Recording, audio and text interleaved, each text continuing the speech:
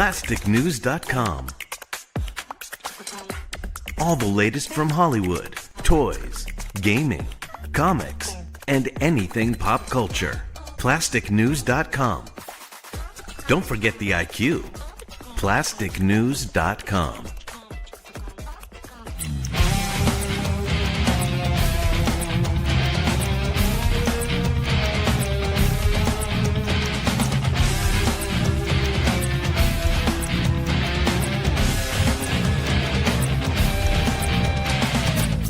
He was the first person to say, we should put comic books in plastic cases and grade them.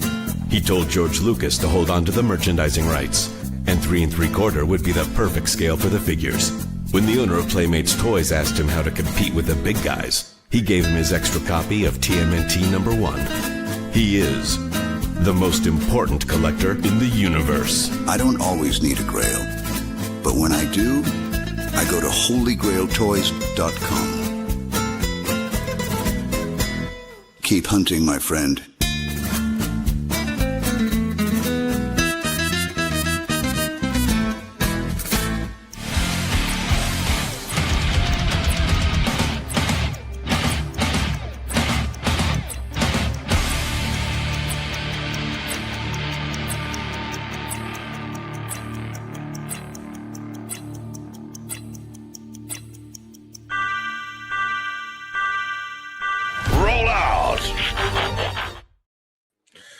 Transformers, Cobra Commander into Sky. I want to be just like Chet.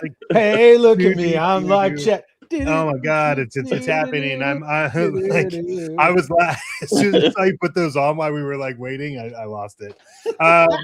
What's up, everyone? Welcome into Energon War Room number 2. We are excited about this. As you all know, this is a monthly dual stream. So if you're checking us out over on It's Chad, thank you so much. Make sure you like and subscribe and follow and all that good stuff because it's free and I'll pay for it this time. You just got to do it. And if you're following us over on SKN, thank you, much appreciated. But we hope you enjoy the show today. Our show, before we get into the fan bag and start seeing who's saying what, when, where, and why, our show is going to be based on Commander Cobra issues 1 through 5, and we'll drift here and there. Chad has the best shirt ever, so we're going to talk about that a little bit and why I don't have one yet. But yeah, so hang tight. We're excited for this, and we'll be right back.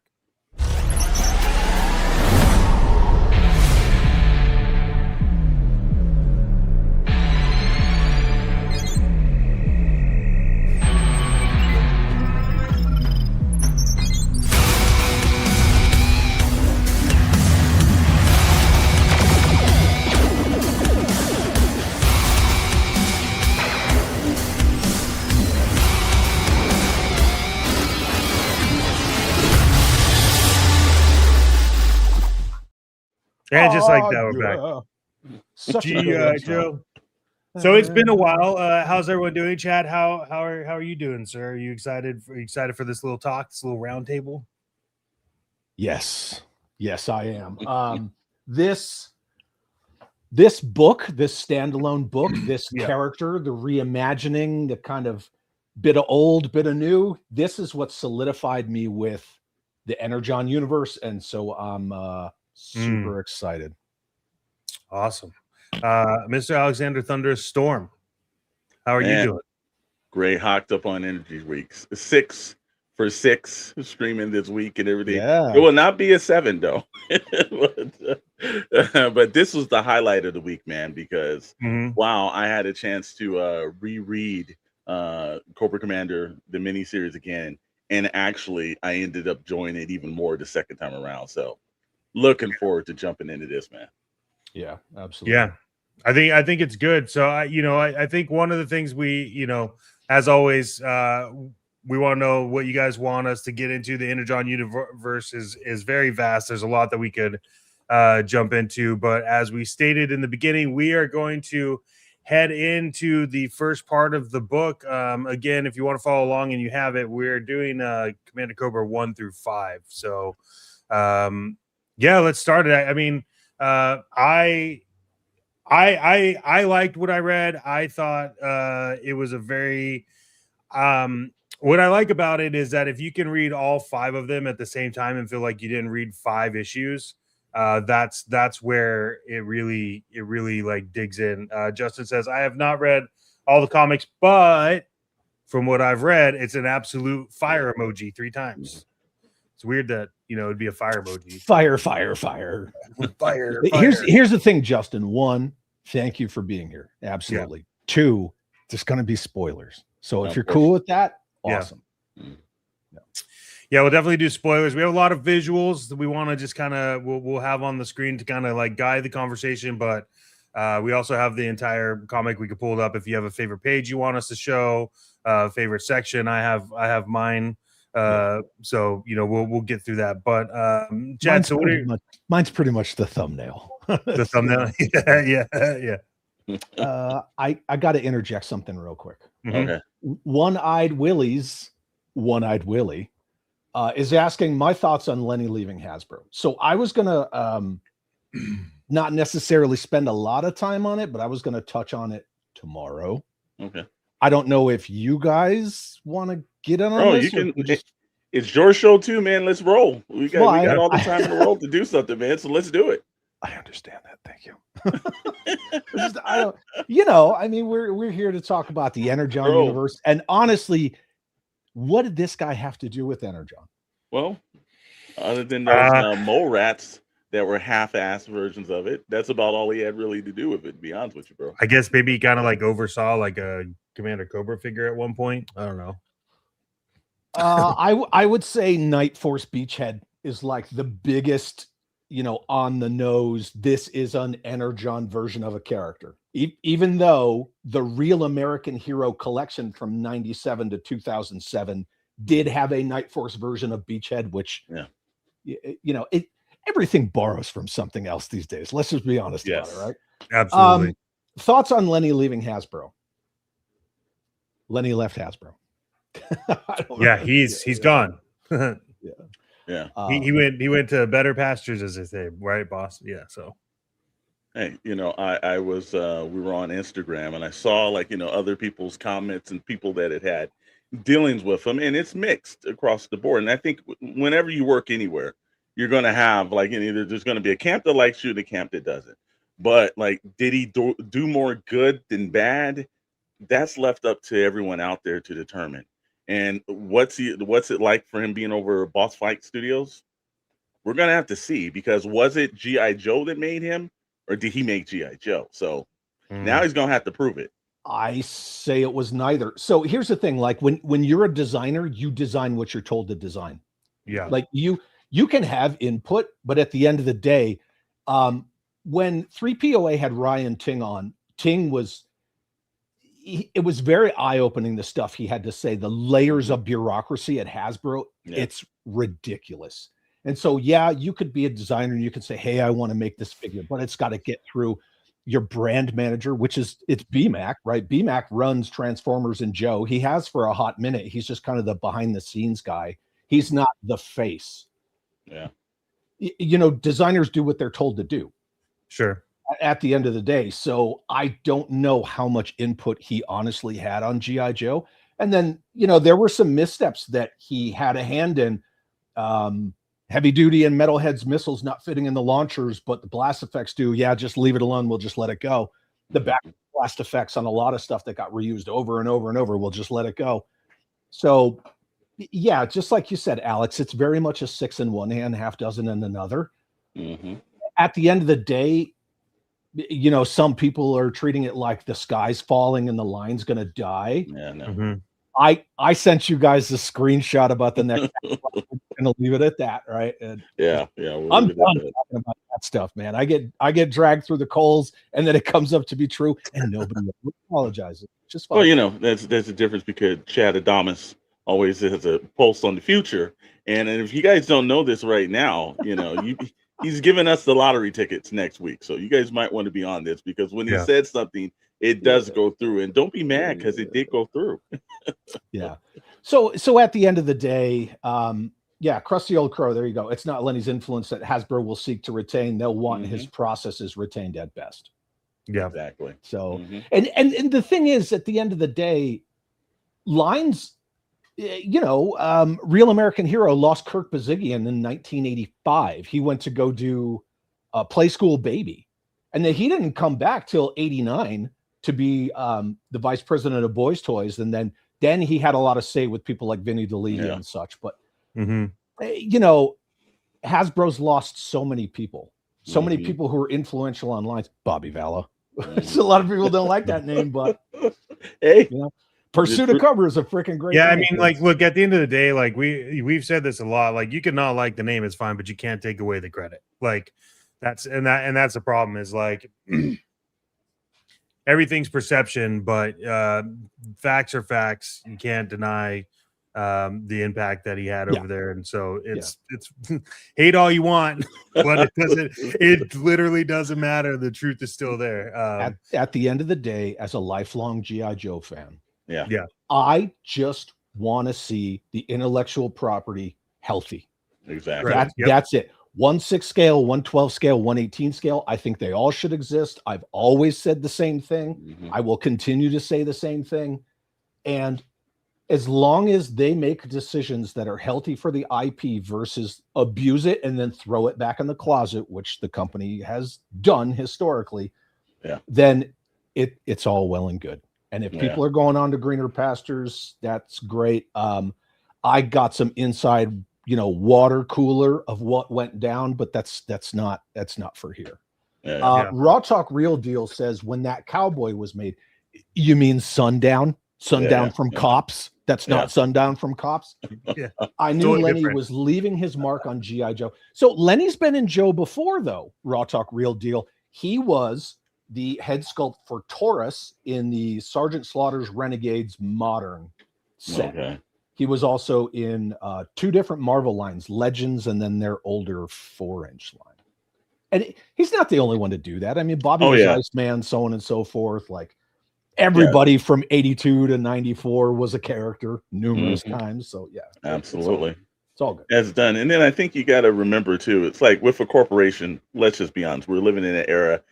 Don't don't put your permanent attachments to it because they move left and right. It's just what they do now. No one's going to stay at a company 30, 40 years and get a gold watch at the end. You'll be lucky if you do a decade.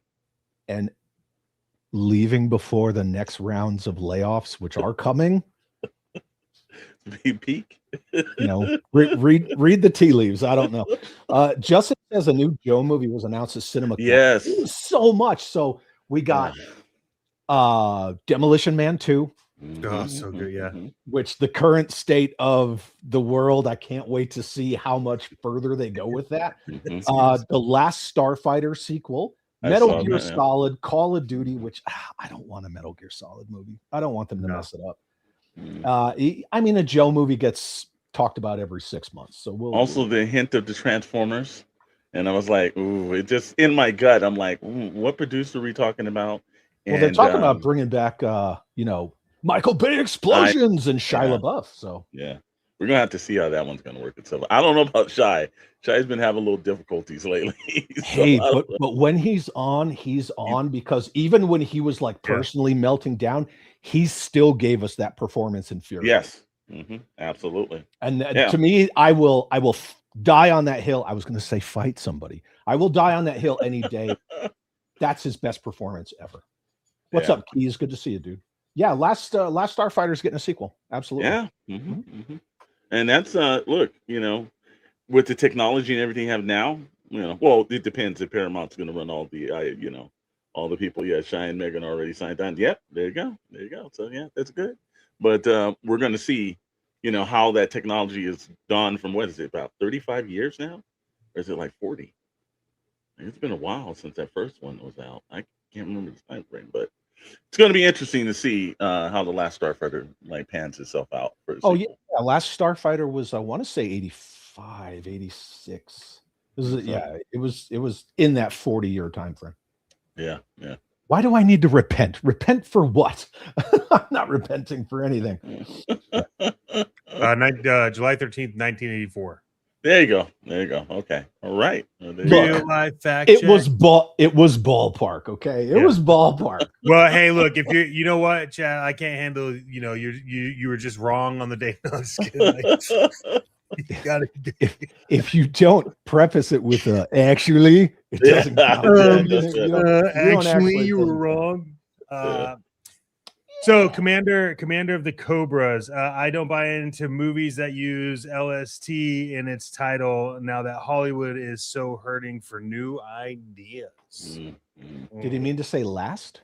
I think so. I don't know. I mean, it's Hollywood, so he could have meant LST. Hey, nerds, what's up? Oh, I don't need to repent for streaming on Saturday. We do it once a month. Yeah, yeah. It's still like, a different point. It's like if you go to a Saturday service instead of Chad's normal Sunday services. Yeah.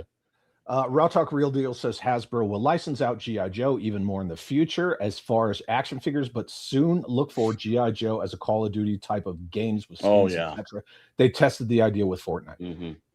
There's a video I did a long time ago where I talked about I forget which Call of Duty it was, but it made sense that it should go straight into like the G.I. Joe universe, and I laid it all out, and it's on YouTube, and I think people should pay attention because I really feel like it would be a very good Call of Duty type game, and I think it would be a money pit for everybody. Well, yeah, and supposedly that Snake Eyes Arkham style from the people who brought you Arkham Asylum that are no longer at Rocksteady standby. Yeah. But my thing has always been I'm very curious because the Arkham games are very like the story is driven by narrative, right? It's very conversational. Like Oracle calls Batman, "Hey Bruce, I need you to go do this." Okay, I'm moving. Right? What Snake Eyes going to do? He's going to go.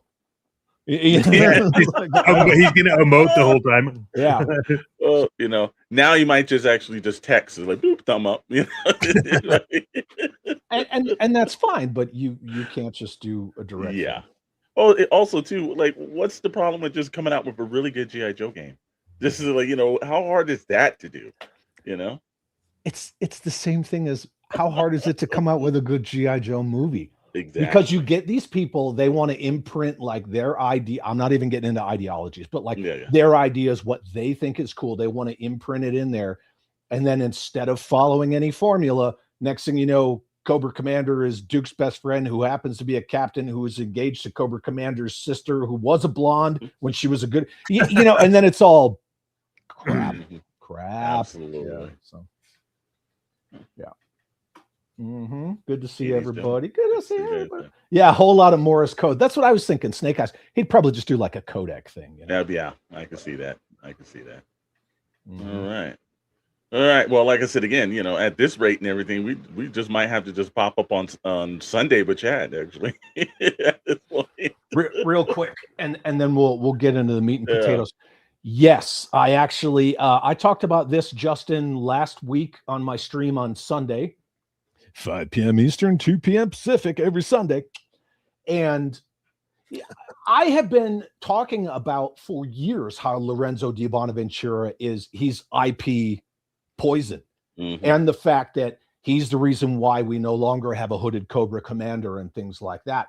But as soon as Icons Unearthed comes out and everybody, some people skirt around it. Other people don't. Look, Di Bonaventura is terrible. He's freaking terrible. Yeah.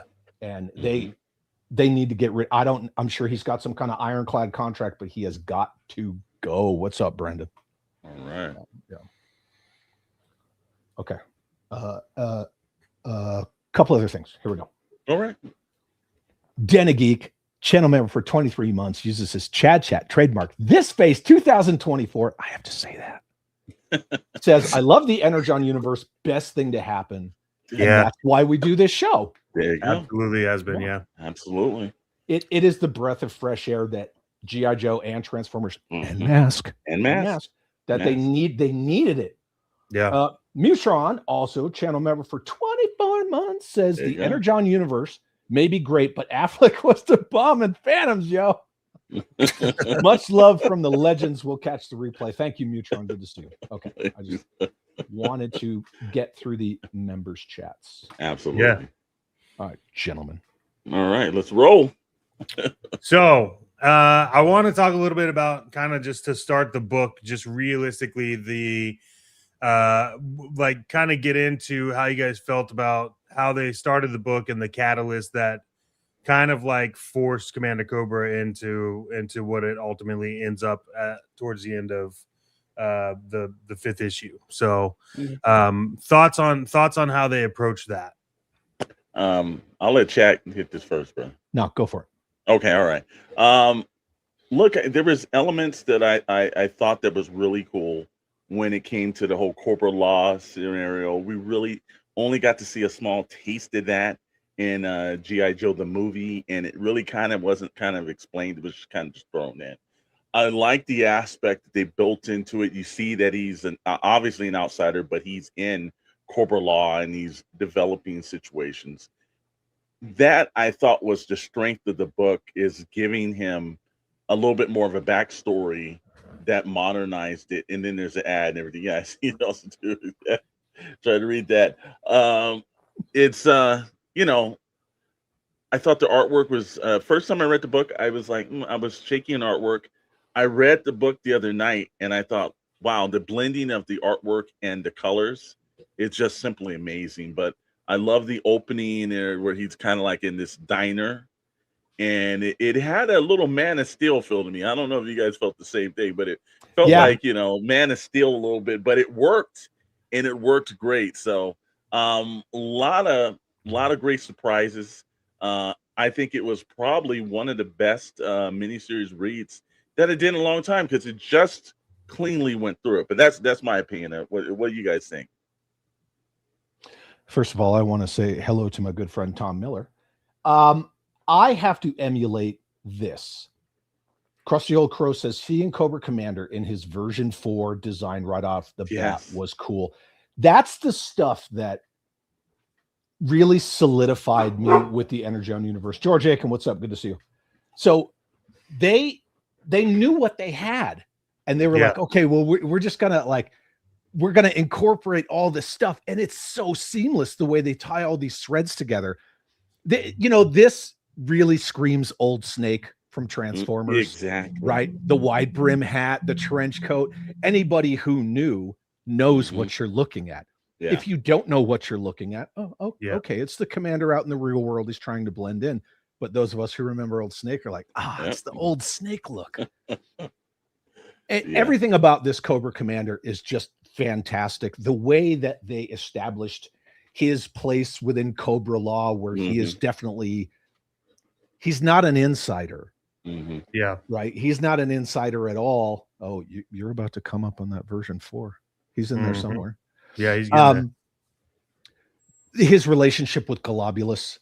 There it is. There you go. Hey, right? How freaking cool is that? Yeah, it is. Yeah, I think what they did is they found the thread that needed to exist between everything, whether it was Energon, Commander Cobra, Cobra Law, Dreadnoughts, everything that needed to exist. I think they did very well from the jump. Yeah. I was excited when I saw this version, but I think the other thing that they do is they do a lot of great storytelling image-wise to fill in the blanks of what you're reading.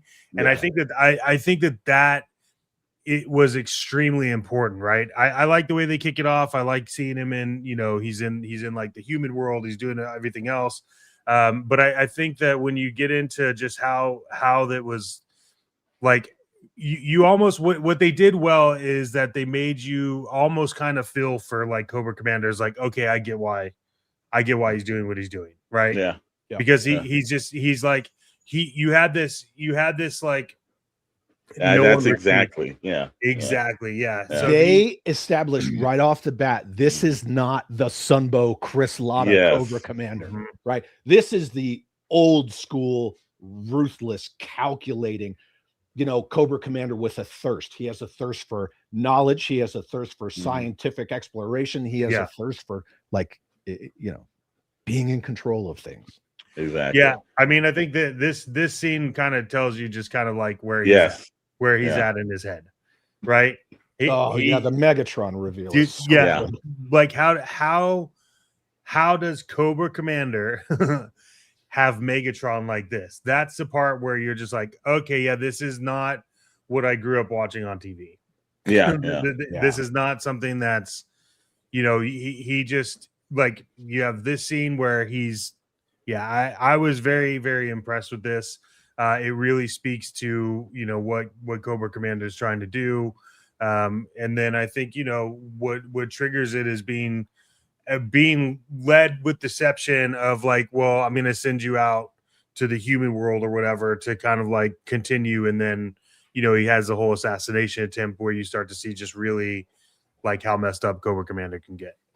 Yeah, and I think for me, it was interesting reading this because, like, you know, Chet knows, but I came up with Josh Williamson. We were very early on the convention circuits and comics and everything like that. So, and this is one where I was like, yeah, he nailed this, brother. Like, writers love when other writers nail things, and the dialogue was crisp. And when I saw the Megatron reveal, I was like, oh, snap, he got me on this because I did not think that was coming. And I was like, it was one of the best page turners in a very long time. If you can get me where I'm reading, then you turn that page, you're like, oh, you got me, bro. Real good. It's just everything about the story, the dialogue again, is crisp. It's real. It blends well together too.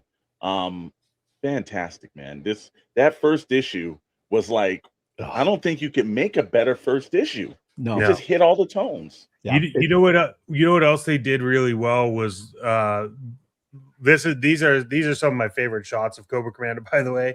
But this interaction here was awesome. But I really liked when you got into the Dreadnoks.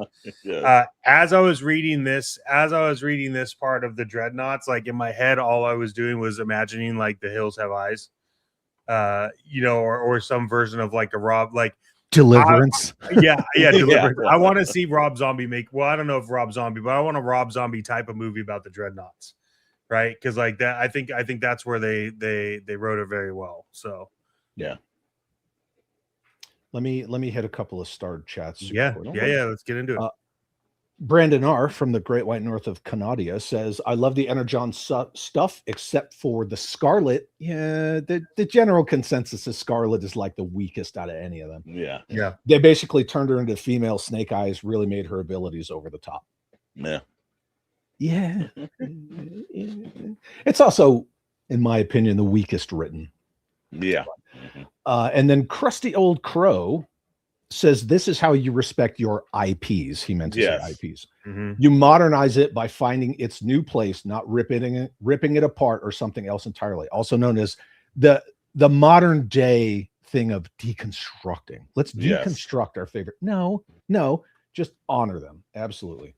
Yeah. And then our good friend Jeffy says this feels like a course correction for what Cobra Commander was depicted as in the cartoon, right? Which is what we were talking about. Which is my humble opinion was a Cobra Commander that came to mind for us. And that's why you see the old Snake. That's why you see Cobra Commander version 4. That's why you see a new redesign of that familiar Cobra Commander. You've got Cobra Law thrown in, you've got Megatron thrown in, and it establishes very quickly this is not Chris Latta's, Cobra Commander at all. This is not, I was once a man. No. And also, the fact that they make him a man. He's not a citizen of Cobra Law scientist. He's like somebody they took in. Yeah. And then they jacked him up. The torturing of him was insane. We'll I'm sure we'll get into that. One thing I'll give it, I was never a fan of Cobra Law in the G.I. Joe movie because it just was kind of just thrown together. Yeah, so it's very Elseworlds. Yeah, it never kind of like, you were like, I get the organic kind of like tech thing now as an older individual, but as a kid, I'm like, this just doesn't make any sense. This actually was the first time I appreciated Cobra Law and those characters because they were fleshed out better and their personalities kind of really rang through almost instantaneously. I thought that was the best thing. And there's a part where Nemesis Immortal or I believe he's enforcer now, whatever they're calling him. That just blew my mind. And I was like, wow, it relived those characters. And you're right, Krusty Old Crow was right.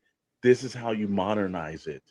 And yet you've taken some from the old. It's like they got a chance to take everything they wanted, put it in order, update it, and continue the story on.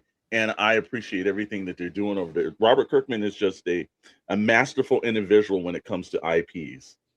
Even this right here. So Nemesis Immortal in disguise. Yes. Yeah. When did you ever see that before? And yeah, Alex, you're absolutely right, because Cobra Law was a thing that was just cooked up for the 87 animated movie. And then they showed up in the Marvel Comics run after that. Yeah. And it was very shoehorned in. It's like it had no place. So they had to try to like work it out.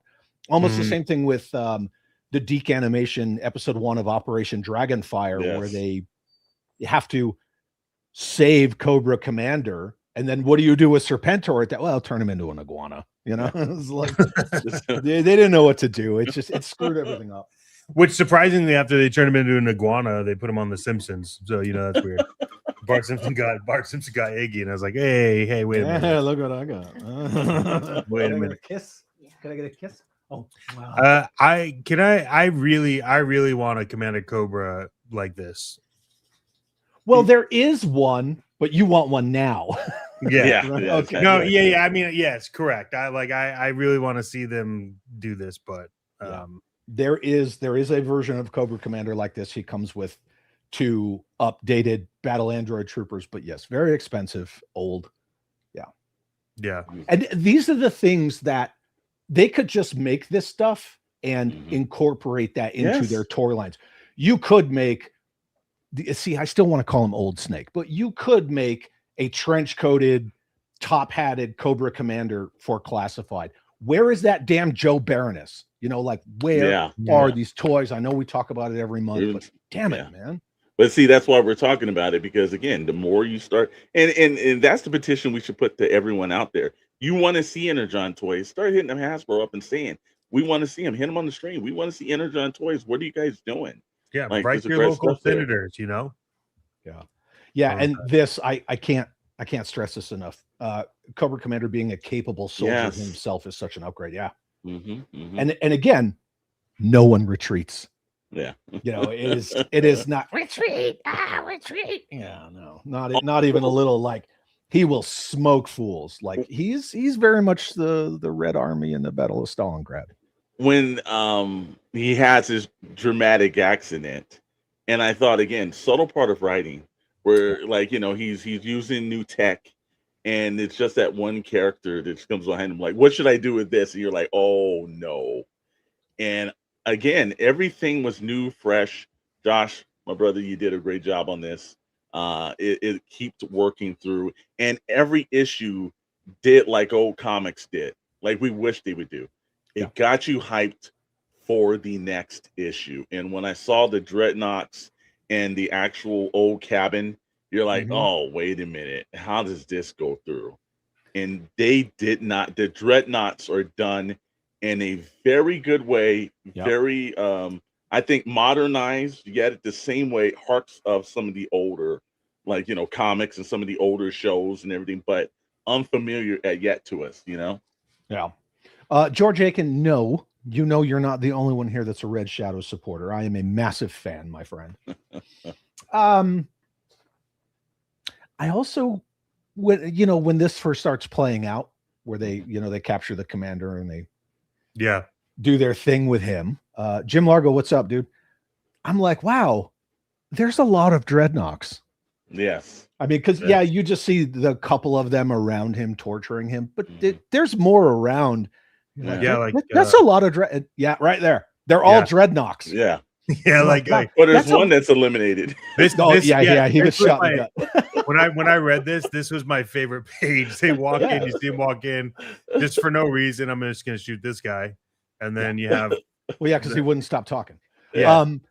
But you see a lot of Dreadnoks, and you're like, Yeah. there's not that many Dreadnoks. Oh, we get to that. Yeah. We get to that, and it's just so perfect the way that they do. Oh, I love that one right there. Yeah. This Yeah. one? Yeah, Yeah. Blowtorch. Yeah. Yeah. Yeah, that one's Just awesome. again, artwork phenomenal. The- The great use of like captions and everything with this. The one thing that Energite and Classified is supposed to run side by side, the Classified team said they would be dropping character designs from the comics, but now it's up in the air with Lenny exiting. I think They have been. Yeah. You know, they but it's piecemeal. That's the thing. It's very piecemeal. So yeah. Yeah. I think what I liked about this whole scene was it's kind of like we talked about, right? Like no one retreats, and in this whole thing you just realize like Commander Cobra does not really give a shit. Yeah. And the fact that later on then he's able to just get into their heads, like while he's being tortured, they're the problem. And this is like my favorite. This is if you're customizing, you can make this. Hit me up. I'll pay for it. But God, I know. This is a fantastic shot. Like, you know, this. It reminds me of like version 1 of Red Hood Joker. Yes. You know, Here's the has thing. that feel to it.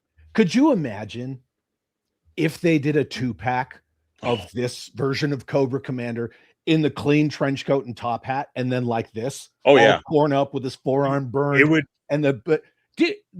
forget it. Forget it. You would have to be the first like person to get it in the first minute, otherwise it's gone, sold out. Yeah, definitely. But And it's right there, man. Yeah, people are starving Yes. for new stuff, and they have a gold mine going all the way back to the 82 comics, where you know, oh, there's these vehicles, or oh, there's these characters like Sparks. You could make Sparks in classified scale. Like, a lot of people don't know who he is, but put out the figures, and then you get people interested in all the stuff that came before. True. You know, I think it's a theory of, like you were saying, when you take over a line, you know, you have a little bit of bias in your mind, because it's like, what is G.I. Joe in my mind thinking? And of course, there was that bloody smile face they put on him was nowhere near as silly as it would have been 30 plus years ago. Absolutely. I will give you that. But I think that's the problem. Guys see themselves in their version of G.I. Joe, and they're not looking at a sense like, what does the actual fans and the people that's entertaining want to see? Lenny from Motorhead. It's Lemmy, Batstan, Lemmy, Lemmy, Lemmy Killmeister. But still. Boy, the comments are really getting it today and everything. Hendo, what's up, brother? That was a pretty good one, too. That's a peak one right there. Yeah, see, and Brendan says this level of sadism is the starting point of where I want to see the Dreadnoks go. They are bad enough to be hired by the worst in the end, so they have to be really demented, in my opinion. Well, and now the comics are in the Dreadnok Wars, and that's a whole other level. Yeah. I think this was my favorite part of issue 2, and it's just the reveal, and they did this reveal extremely right, bro. And now I'm looking at that and I'm like, well, God, he's a better character now, because when he came out of Classified, he's like, man, I could give a rat's butt about you know, and I didn't even pick him up and say, who cares? The minute I saw this scene, I was like, oh man, actually, he's a pretty dope character. And the fact that he's Cobra Commander's handler. Yes. You know, it's just like, okay, that's an interesting spin for Nemesis Immortal. What was he, his handler or his soon-to-be executioner? See, that's kind of. So he was like handler / bodyguard.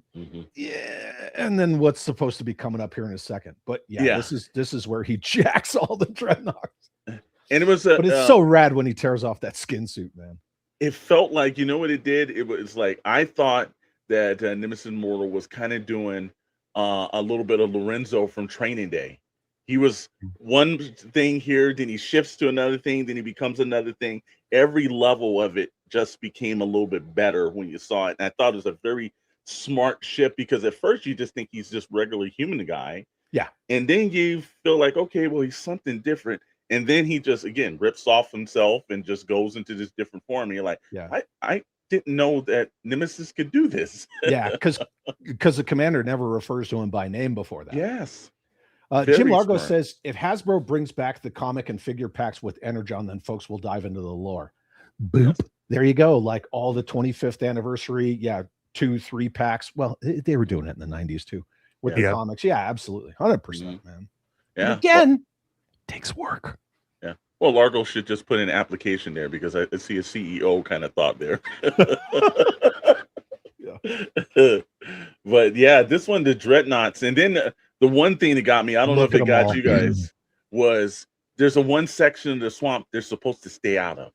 Yeah. You know? Mm-hmm. And you're like, okay, like, why is that one section of the swamp you're supposed to stay out of? So, you know, they kind of did a really good job of teasing and all this, man, building things up. And the fact that, you know, it answers the obvious question later. Why are there so many Dreadnoks? Well, they're all dead on the ground now. It's so awesome. Yeah, and again, I know it was set up in the comments, but yeah, this Cobra Commander was the one that you would hope that you would have seen it in any of the movies. It's one that you kind of thought like the redemption of the character from the 80s, because, you know, they really did kind of silly him up, and then they just kind of you never thought they were really a threat. You didn't go home like, oh my God, Cobra might win this.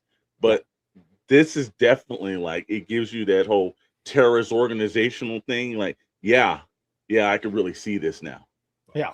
And here they start discovering, okay, well, this is what Energon is. This is what Energon does. This is what it's good for. And then he starts putting all these pieces together. Yeah. I really want a figure of this scientist. It's just like a background figure, you know? He's kind of also like the old Viltrumite dude from Invincible. Like, oh, yeah, that's true. Yeah, it's all the same dude. No, Jim Largo is correct. This Cobra Commander ain't no used car salesman. Exactly. Yeah, no Ponzi schemes here. That's a double negative, but still. He is definitely not a used car salesman. Yeah. Yeah, this is where it starts to get interesting between Nemesis and Cobra. Yeah. Oh yeah, big time. Yeah, and that's one thing I like about the Commander. Like, yes, he understands physicality, but look at he just does not back down. Yeah, no. I freaking love it. Like, he stands there and squares up with Nemesis Immortal. And I know you've said this many a times, but at this iteration of him, you're 100% know that, yeah, man, this is a guy that will wear a hood. This is the guy that is the most evil and sinister person on the face of the planet. And that's what I was impressed about, is that he's way more menacing, yet in a level of calmness with it. Hitman Horton, 1974. What a great year. Hell yeah. Says, what's good, everyone? Late to the show, but I'm here now. Late is better than never. Thank you for being here. Yes, sir. Yes, sir. Welcome in. This is this whole thing, this whole all the dialogue that happens here. Yeah. And then just again, we talk about it. I, you know, he literally doesn't care. Commander does not care. Just is like, oh, okay, so you're supposed to protect me, but I guess now you're here to kill me. That's fine. By the way, if you think I'm not ready for that, check out, you know, check out what I brought to the party, which this is one of my favorite coming up here. Where's it at? There it is. You see him like prepping everything. He obviously doesn't tell everyone what he's actually working on, right? He keeps a lot of stuff, trade secrets, you could call it. He has a lot of trade secrets. Yeah. This scene this is a phenomenal, like, bravo on the artwork on this. Again, this is like a prime scene of telling so many things with one image, right? Yeah. Good to see you, Bear 11 Charlie. And yeah, that's, you know, so it shows that he's always been more about the technological, the mechanical versus the organic, but he understands how to incorporate things together to make things better in his mind's eye, right? to meet his goals. And I mean, he takes the Energon, he makes use of it. I mean, look at this. So it's so good. And the fact that they made Nemesis Immortal talk. He doesn't just go or whatever the crap he did in the 87 animated movie. Yeah, what they really did, what I like about everything I've read about the Energon universe so far is they took out the like. I think that they did a good job of removing the faults of a lot of the characters, right? Like Nemesis Immortal talks. We now have a commander that's like who it should be running something like that, right? Hasbro needs to commit to that hand for classified Coco. It's integral now. Yeah, I think it is. Yeah. You know, we'll get into it a little bit in a little bit, but even how he makes deals with like Destro is different. Yeah. Yeah. George Aiken says to us in the UK, he will always be Baron. Hey, look, I love the fact that he was Baron Ironblood first. I love it. I love it. Love it. Love it. Denna Geek says the art style for this miniseries is spot on. I absolutely love it. Yeah, 100%. Yeah. Larry, what's up, man? Good to see you. And dude, the way he grabs Buzzer like that.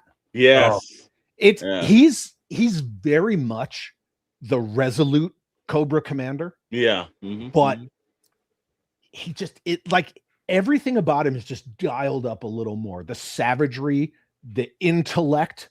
Yep. Everything is just a little bit more than the resolute version. Whereas he's not necessarily threatening people all the time, but he's so freaking capable in the Energon universe.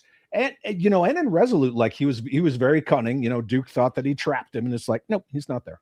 Yeah. No, I think he did a really good job. I think it was more you looked at all the different versions of Cobra Commander, and you thought, like, if I could just pull him out of the Deke and Sunbow version, what would this character be like taken seriously? Yeah. And then they did that and incorporated. And then, you know, we start getting in when you see Mars, and then you know Destro's coming. And you're like, okay, I gotta see this dynamic as it works itself out here. Everything about this shot is perfect. Menjoza, Larry Menchaco, what's up, man? Good to see you guys. Thank you for being here. But it just the Mars updated logo. You see the snake armor in there. You see the hiss down there. You see the fangs, and it just the back of Destro, and you're like, shit! Look at how good that is, man. So good. Yeah, man. It was like it's almost again. They just Josh did a great job of ending every issue, and it was like somebody had studied. This is how they did old school comics. This is how they got that subscription in the 80s. And I think this scene definitely defines the fact that the hiss is not a tank because it's sitting next to tanks. It's not a mother effing tank. So you have the hiss, and then you have tanks. Exactly. Yeah, Big M Slade on Slade. Good to see you guys. Welcome Thank you guys for being here. Yeah, it's freaking perfect. And I think this helps re-solidify what a lot of people never really understood is that Destro didn't work for Cobra Commander. Exactly. Everybody thought that, Destro's part of Cobra and Major Blood's part of Cobra and the Dreadnoks are Cobra. It's like, no. We're going to bring it back. Yeah. Yeah. There you go. House Hendo says the hiss is a LAV, lightly armored vehicle. There you go. Yeah. Yep. It is 100% fast attack scout vehicle. That's all it is. Yeah. But Mercer. There you go. There you go. And look how big Mercer is. Yeah. And then you start wondering, not the classified size. That's the one gripe that I have with I'm like, this is not the actual character size. And I'm like, how hard is it just to give us a deluxe figure with that size? Come on. Yeah, I saw it in person at the Game On Expo in Phoenix, and just looking at that set, and I'm like, God, that Mercer sucks. Just kills me, man. He sucks. You had a chance to make this character right in that form, and somehow you just dropped the ball. That's the one thing that irritated me about that. And that's the reason why I didn't even pick it up. I was like, no. Yeah, if they hadn't used that road pig buck and made him like that fat, they could have reused that buck for Mercer. But they had to make him like intentionally like beer gut, which I get it. It's road pig. I understand. But yeah, the buck that they used for Mercer was pathetic. Yeah. Oh, here you go. Look at this. Brendan R. Classified Mercer is smaller than Dr. Mindbender. Where the hell is my screaming goat? I don't have it on here, but I'll copy it over. I'll do it right now. There you go. Yeah. Make sure we're gonna pause the show just so we can get this out right quick. Oh God, yeah. When the action figure of Mercer is as big as Tunnel Rat. Yeah. Oh man. Yeah. That's such a dead on. Yeah. Yeah. Buck Fuddy says I hate having to fix figures that Hasbro screws up. Yeah. Look, I love G.I. Joe. I love Transformers. I love the IPs that Hasbro has, but I mean, there are examples going back tens and tens of years, many decades, where they're just like, yeah, just put it out. They'll just put it out. Yeah. You know, you put version 2 Snake Eyes on a version 1 card back, and they're like, who cares? They'll buy it. Oh, this shot right here. There you go. Let's talk about this one for a second while I get my screaming goat. Yeah. Yeah. No, this was great, man. This is so good.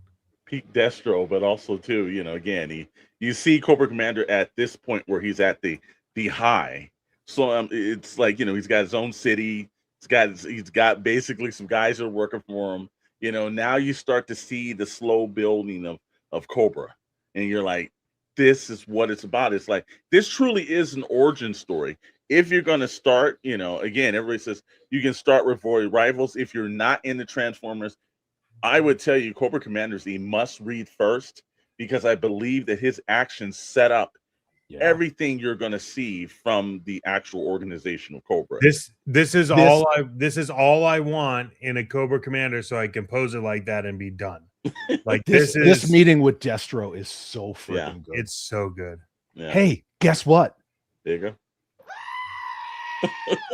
Yeah, there it is. There you go. I mean, look at like why. Okay, here's my problem: is like, why didn't they use this for a Mercer reference when they were designing it in Classified? Obviously, he's like a couple feet taller than Destro. Oh, yeah, he's easily a whole head taller than Destro. Yeah. And again, it's big and bulky. And the thing that's cool too is that this is like a small suburban setting kind of scenario. And like now you're thinking about, like, you know, if they do come out this version, it all makes sense to do just a city block with Cobra Commander on it. It works. And what's really great is like, it's like lines like this, right? I allow both of you to live, and this is how you repay me.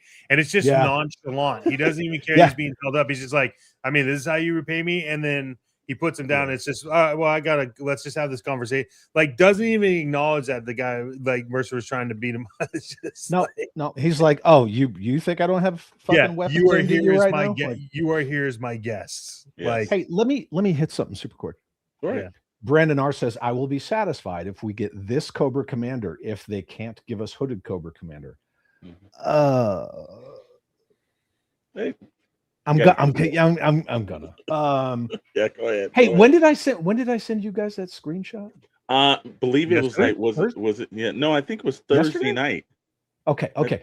So, whenever the conversation took place regarding the HasLab and Lenny and October Guard, once the Dreadnoks are done with this next HasLab, I didn't say that.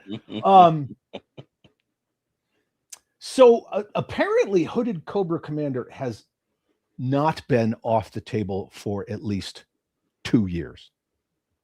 That's what I heard on Thursday. I was like, really? 2 years? Like, I thought it was just recent. And waiting for the right time, which could be never, but we'll see. Anyway, yeah. Well, I think that's also two ways just to please the fans. You know it's up.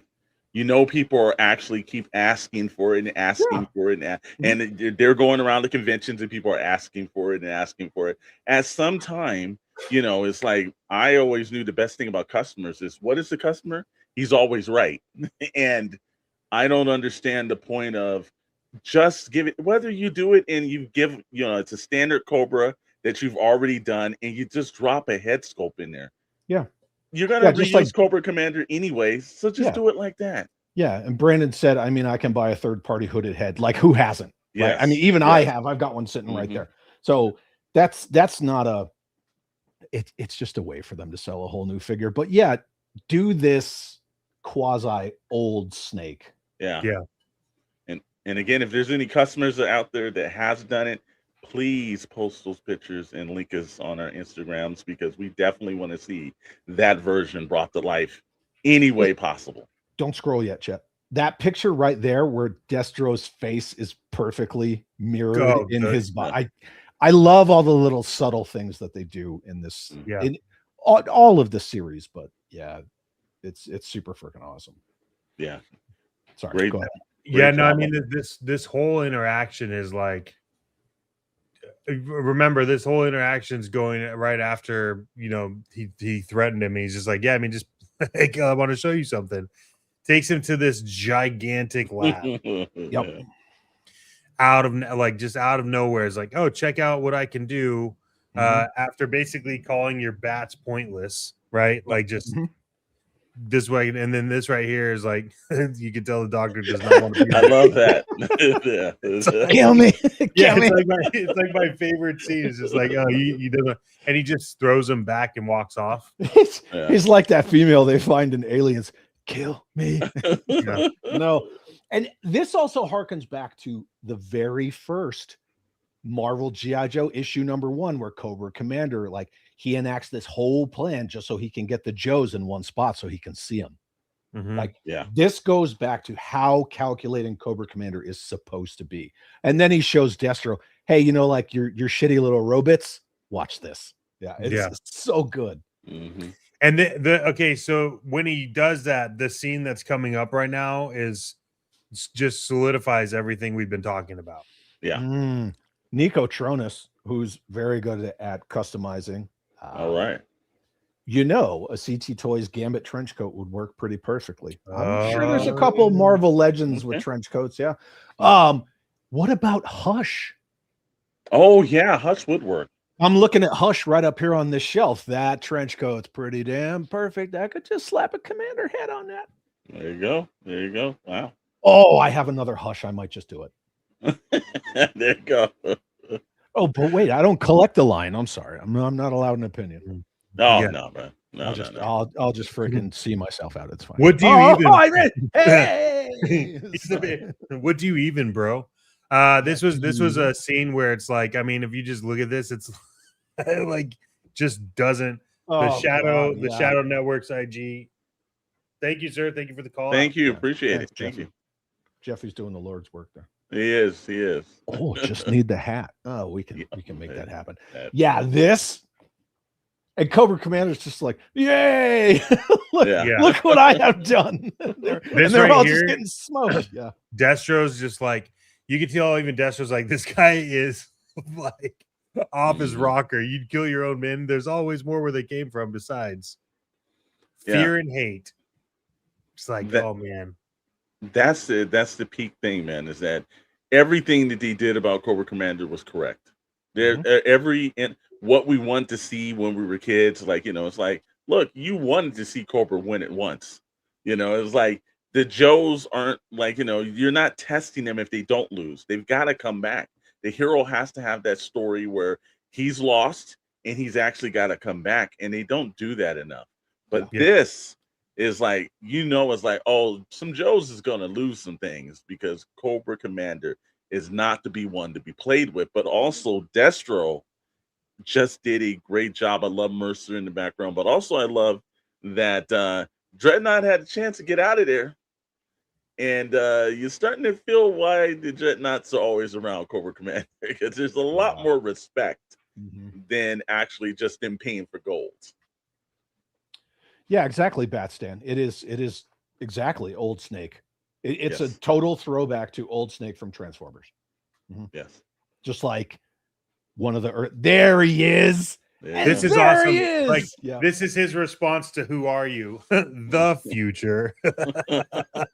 Oh, it's just so badass. Good. Like, so good. The Battle Android Trooper's like, yes, I'll hold your trench coat, sir. See, this is why Cobra will always be better than Joe, and Decepticons are always better than Autobots. There it is. See, you have it all in one place. But yeah, no, I think this. I have always loved peanut butter with my jelly. always. Mm-hmm. Going back to the 80s crossover comics, I've always been a fan. Yeah. Always. To me, this is like the lifelong culmination of all of that stuff. Yeah, it is. There you go. Mother Slug says, curious question. Has Destro ever been shown without his metal face pierced? Yes, he has. Mm-hmm. Mm-hmm. Yep. He has been shown unmasked a few times. In fact, in the IDW Buzz Dixon, the run that Jeremy and I were going through, you see Destro without his mask for like the first 5 issues. Yeah. He's been shown unmasked numerous times. Yeah, 100%. Jim Largo says that Joe better wear their brown pants when they go. Yeah, no shit, right? Yeah. Mm-hmm. Yeah, no, House Hendo says the swagger of evil is undefeated. And that's the thing, right? Like this Cobra Commander, he understands sensationalism. Like even right here, right? He's trying to whip all these people up. And leave it right there, chat, because if you look at the crowd, you know, this is before there's any of the, you know, infantry soldiers and anybody that. This is like a militia. And that's what makes it real. It's a throwback to how do you start and you build an army. You start with what you can get and throw it up. And, you know, there's average people just in there and they're riled up and everything. Very smart, very subtle. Well, Batstan wants to know, but are the Renegades actually better than the Guardians? Just saying. Yeah, because Psykill. Right. That is 100% a Go-Bits reference. Absolutely. I'll get you, boy. Oh, look at this. Jeffy doing the Lord's work. Unmasked Destro. There you go. There you go. There you go, Jeffy. Yeah. Love that. Real time. 100%. Yeah. You secret became a mind. What was it? Mind, the Mega Mind. Okay. Oh yeah. So Destro is a black man given the voice, or he is white. He's Irish, or as you were Scottish. Yeah. He's a Scottish laird. Yeah. But there are black Scottish McCullen out there, Destro the 14th. You know? Yeah, he is a Scottish lord. Absolutely. They got Arthur Bergman to voice him in the anime. Great voice, which it's a great voice for Destro. But yes, he is Scottish. By the way, if you do see him at a convention, though, don't ask to have anything. Don't ask to have anything signed. It was the most expensive shock to my brain when I asked him, and I was like, "Yeah, man, I'm good. See you." And it was like there was like a flat fee for a signature, and then a per word signature. Per word, yes. So anywhere per letter. Yeah, per letter. Per letter. Joe Fest 23. I want to say it was 23. Maybe it was 22. The ma'am and I were there with the finest. We were in our costumes. I was in my Cobra officer. She was in her Baroness. She walked Arthur Bergman into the con on her arm because of the Baroness. That was pretty fun. But yeah, he and then he'll just start going off on these weird stories that last 40 minutes.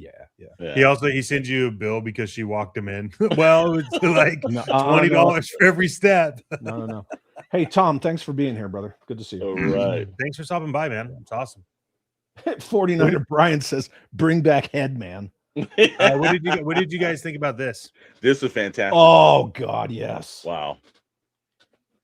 I like that he's upset because he lied to him, yet you were going to kill him anyways. So that little traitor. Yeah, you're getting mad because he already knew what you were going to do. Yeah, again, peak, again, from the 87 movie, you just don't get to see this level of corporal law. You don't get to see the society. You don't get to see as much as that you're getting in this. And so one thing that Josh and the artist did on this, they kind of redeemed the Cobra Law. And I like the fact that you see the Titans. Yes. Right. The Transformer Titans. And fun fact, I always read Globulus in Burgess Meredith's voice. Oh, yeah. You know what? Yeah. You got a point about that. Yeah. It'll be hard to see that and everything. Now, here's the thing. As much as I'm sure people want to rush to see this on the screen, establish Cobra first before you start bringing in all these other outside elements. You know. And then there's their little bug airship from the 87. Yeah. I want to see the fight. I want to see the fight. That's it. That's all issues 1 through 5. Did we miss the fight? Which one? Did Globulus and Megatron? Did we miss that fight? I think we might have blown through it. It's in this, right? No, I don't. No, I don't think it was. It's not in. It's not in Cobra. It's not in Commander Cobra. Was it in G.I. Joe or Transformers? I think it was in Anyway, whatever. Yeah. I don't remember. I'll have to go grab my books, but yeah, exactly. That fight is so good. That fight is, granted, it doesn't really have anything to do with Cobra Commander. It's when Cobra Commander is escaping. Oh, okay. Okay. All right. Yeah, like I said, you know what? This is the thing that we ask everyone to do, though, is to make sure, if you can, if there's a comic book store in the area and you're able to pick up, well, now it would be the trade, but if you're able to get the individual issues, we advocate for you guys stopping into your local comic book stores, because this is the best thing that keeps them going. This has been doing extremely well for the shops, and all that revenue goes right back into a local small business in your area. So if you guys can do that, I understand there's certain areas where there is no shops. You do have to read it digitally, but we're just asking guys, like, this is more like the Energon War Room reading club. Get in and grab the books. Put some paper in your hands. There's a lot of mom and pop retailers that sell online, or they'll sell on even eBay. So that's how I first started this whole series. Is I scooped up a bunch of the individual issues from an e-seller, but he's a real mom and pop store. And now I go to one of my local comic stores. But yeah, we got to make mom and pop brick and mortar toy and comic stores great again. So absolutely. Now I know we've been talking about the toys, and one thing that I saw, I sent over to you, Chad, and also Chet knows, is that there is a individual on one of the G.I. Joe forums on Facebook. How did Globulus' eye heal? Did that ever happen, or this follows the movie, right? Or I'm thinking wrong? No, this is not. This has nothing to do with the '87 movie. It's a complete retelling of all of it. Yeah. But there was a gentleman in one of the groups that did a 3D print of Optimus Prime in 3 3/4 or the Lord scale. And we were thinking about this. Now, we know a 3D printer out there, and he's a pretty cool dude. He's got a pretty good channel. And I made the deal of asking him, would he design one for the Energon War Room that we could actually put on display? So he is working on that. I'll give him a shout out. Moocher's 3D print designs. If you guys don't know, he has his own YouTube channel, but also in the same way, he also prints stands and everything for your G.I. Joes, your classified 3 3/4. He's all into it, but he is actually actively working on. So since Hasbro couldn't do this, the fine gentleman on this panel is going to do it. So he's working on it right now for an Optimus Prime that will fit a 3 3/4 version of G.I. Joe. Nico Tronus, I know he's in the chat. Nico, correct me if I'm wrong, but didn't you make a classified scale Optimus Prime that the Joes could actually sit in? I thought Nico did that. Yeah. Okay. Well, Nico, if you did that, let me know, because I need to get your information. Jim Largo says this Cobra Law is more like H.R. Giger style biotech nightmare. Yeah. Yeah, they're definitely there it is. Already done it. Yeah, that's what I thought. You had done it already. Yeah. Nico, hit me up on Instagram. CC Murphy, what's up, dude? Good to see you, man. Yeah. But so many great things that came out of this. One thing I will say is that it was almost like again, I understand H.R. Giger. I was thinking a little bit of like Tony Stark's and the Extremists kind of like way, with the hand and the technology and everything else. That kind of had a little bit of the throwback to the, Marvel movies kind of scenario with Tony Stark, especially with the feels like it was a repulsor blast or something. Yeah. That's what it came across to me as. Yeah. I like this comment from Commander Wolf here. It's fun to be able to talk to others in real life about things we love. Yeah, absolutely. Exactly. And that's the thing, once you get off the whole social media thing and get away from the hive mind and the group think, you can go into a mom and pop collectible toy store or a comic shop and just be cool with everybody, and everybody's cool. Whereas on the internet, they're kind of not. So yeah. And that's the one thing too that I do love about walking into the physical store. Does not matter who you are, what you believe in, and everything. You have that common scenario when you walk in there, and you can just find anyone that you can sit down and have a 20 or sometimes 2.5 hour conversation and not know. That's the best way to actually meet new people. Is the common love of those type of things. Yeah. Don't go to Facebook toy groups, right? Don't get some do that. commonality with real people in real life. Yeah, Mother Slug says, so now with knowing that, how much does that change the story then? Did Cobra Commander come from Cobra Law? He is not a Cobra Law citizen. He was taken in by Cobra Law, and then they do weird genetic mutation crap on him, and and I'm sure at one point too that they left room for a prequel to Cobra Commander of how he actually made his way to Cobra Law. So I'm sure they left that window open. I wonder if he's going to be a used car salesman. So the free comic book day version special #1 where Megatron was found by Cobra Law being frozen in ice. Then Globulus and him fight. He throws a spear and blinds Megatron. Is that what you're talking about? That's it. Yeah, that's it. And that's when he's trying to jump out. Yeah, that might be the free comic day one. Might be kind of hard to track down, but I'm sure, or at least a little bit expensive because I know those flew off the shelf pretty quick. Yeah. Let me see if I have it. One second. Raw Talk Real Deal. The Joe Transformer collabs for O-rings should keep going. Absolutely. I mean, do you want the bad news now or later? No, you might as well give them to him now. Well, okay. So the reality is, Mobat Prime and the Hound Vamp both had product numbers, and that was over a year ago, and then nothing. Yeah.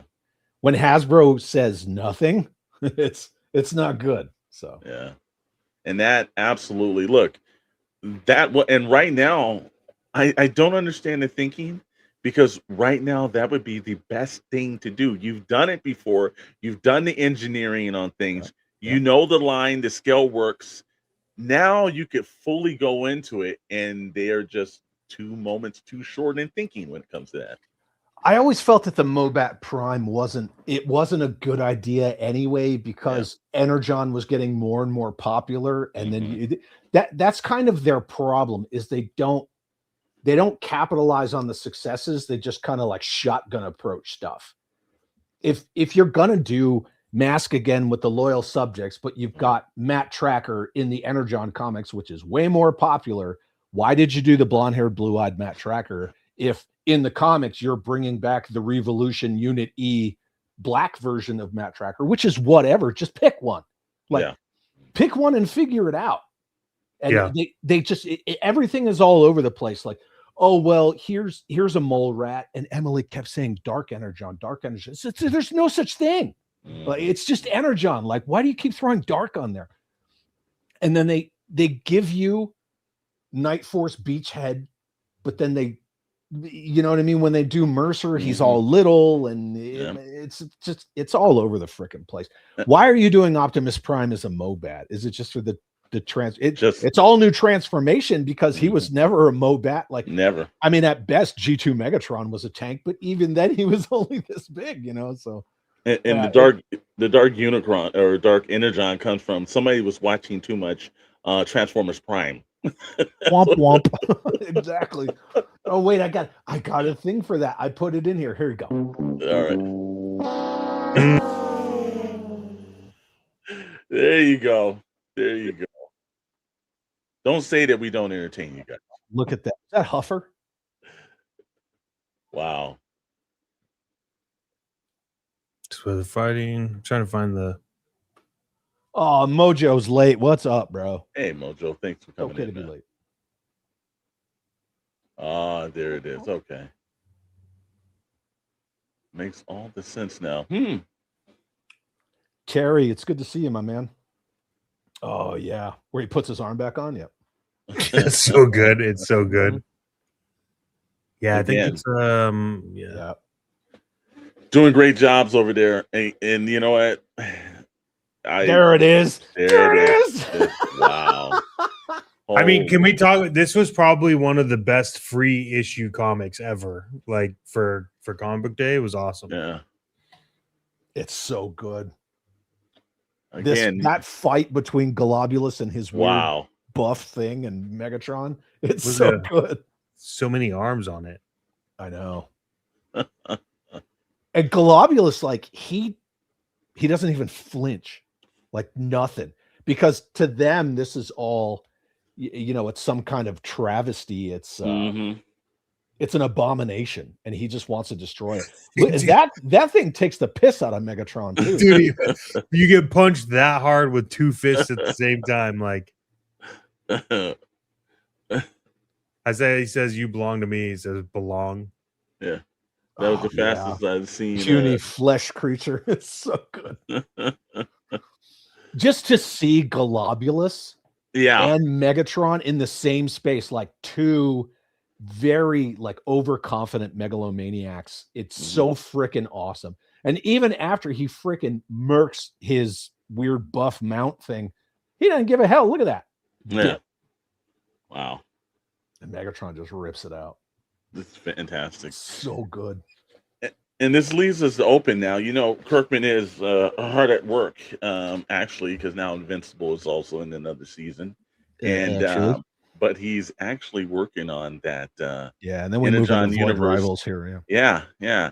Now, what's the hope? Because again, do you think that we're going to start getting this on the screen, or do you think the little boys at Hasbro are going to put their hands in it? It's not going to be as good as the actual books. Hidden, what's up, man? It's good to see you. Thank you for being going on, Hidden. Okay, so Anastasia de Cobra. I think it's Mandy and I we were talking about this. So we were watching the newest episode of Invincible last night, and then got it. Wow. God, she's so rad. We squirrel. We were talking about that, and then I started talking about how it's the final season of The Boys. For anyone who's read The Boys, I turned to her and I said, if they don't deal with Homelander the way that he's dealt with in The Boys graphic novel, like I'm going to be irritated. Like they need to deal with him. I'm not trying to spoil it for anybody. And so we talked about how Invincible's changed like here and there, and how The Boys has changed here and there. And then we started talking about, the whole Kirkman led Energon animated, and what's it going to look like. And I honestly don't know. I don't know, but everything else has had some changes. Even The Walking Dead, that whole thing with Glenn and Negan never happened. That never happened. So who knows?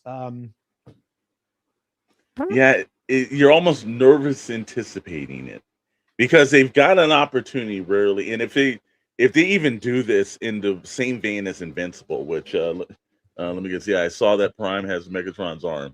Yep. I'm just, if they can pull off the Invincible to this, Energon Universe, I think they're going to have a huge hit on their hands. I think if they try to sugarcoat it and sweeten it down, I don't know if it's going to have the same effect.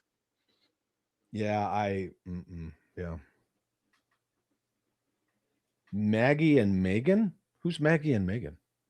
I was talking about Glenn and Negan. I don't know about Maggie. Well, I know. Doesn't Maggie become like his partner? I don't. Look, I stopped with that a long time ago. I stopped watching Walking Dead after season 1.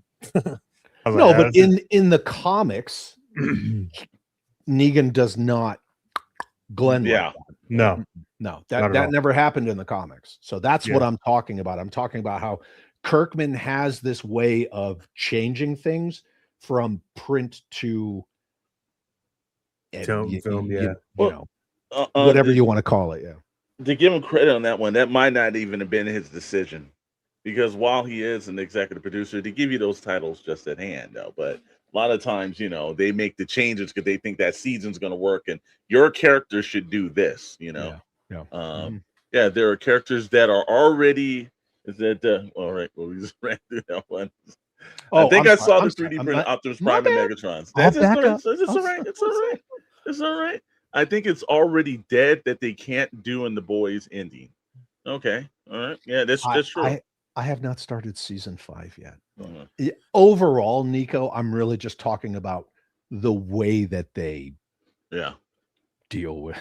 I'm trying to not make gestures, but the way that they deal with Homelander, I just kind of want to see it go in that route. But yes, son of GTO. He says, I think I saw a 3D printed Optimus with Megatron's arms somewhere. Look, take an MP10 Prime, take an MP44 Megatron, take Megatron's arm off, put it on that Prime. There you go. I've been working on that forever. They're sitting out on my customizing desk in my Joe room waiting. So yeah. And then you just take Megatron's faceplate off and put some wires through his eyes, throw laser beak on his shoulder. Bam. There you go. There you go. There you go. Customizing 101. I will make that video. Yeah. Someday. So, gentlemen, we learned through Cobra Commander, and look, I think we all essentially have said that this is a must read. If you're going to start the universe, this is probably the best way to start it. Yeah. Oh yeah. Yeah. I couldn't agree more. So what do we want to go through next month? Do we want to do Duke? Do we want to do Transformers Volume 1? Should we do Void Rivals? What would make sense? Yeah. And actually, in the chat, let us know if you guys are reading these books, what do you guys also want to see? Yeah, that always is helpful. I think that this is just my opinion, but yeah, everybody in the chat, let us know what you want to see for next month. But that being said, the Duke volume and Transformers kind of right. Okay. So I don't. Yeah, because Duke has one volume plus now they have new issues, right? Right. So I think there's like one or something, but the Duke Volume 1, Transformers Volume 1 goes together. Had that accident. Yeah. Man down. Did you see that ball? Yeah. If anybody doesn't think we're making this up as you go along, and this is not scripted. Hello. Can you hear me? Yeah, you're good. I got you. But yeah, I think nope, if we did nothing. All right, give him a second. How about now? Can you hear me now? Yes, now I can hear you. My microphone straight just fell. Yeah, like ghosts or something. It just said, not today, not today, Chad, not today. That's okay. I'll hold it like this. I'll be like one of those people that holds their lapel mics when they talk. Can you dig it? Anyway, what I was getting at is that Duke with the whole Starscream thing, it's kind of interwoven with the Transformers as well. So however, I see a lot of people say Duke and Transformers Duke. Yeah. So okay. However, that's going to best kind of blend. Yeah. So it's kind of up for debate. Yeah, I'm all about that. I think what we'll do is we'll go over Volume 1 of Duke and Volume 1 of Transformers next month then, and then the ask from everybody is that come back with some of your favorite scenes from there, like what you want us to go over and talk about, give opinions on, give us page numbers, whatever you want. We'll have them all again like we did today up on the screen for you to visually see it. Alexander does have a very great shirt. Yes. That was courtesy of our buddy Dr. Brentley. That was one of my birthday presents. Thank you so much and everything. And also, again, if you've seen this, then you've seen it out. This is a little something that's going around all over the place. And shout out to Ace and Ramen Toy. Oh man. That's an out of nowhere thing, by the way. No, it is not. Look, okay, so here's another thing. From the outside, we knew he was working on it, right? But yeah. So I actually, when people request to join the Ramen Toy Facebook group, I'm the one who says yes. Oh, okay. No. That's me. Okay. Yeah, I saw the prototype of that thing like right after San Diego Comic-Con last year. That's with like he was pressing the buttons and it was going into Super Pursuit, and I was like, wow, dude. Yeah. So now that it's finally out, it's freaking amazing. Also, what a great partner to have too, Factory Entertainment. It's like now there's that whole stream where everyone's kind of throwing things out and you hear like Nightwolf and all this other stuff. It's like, well, none of it's a no, but Factory Entertainment is such a great partner for Ramen Toy, man. It's awesome. Oh yeah. Wait for the Airwolf. I'm all over that Knight Rider. Wait for the Airwolf, man.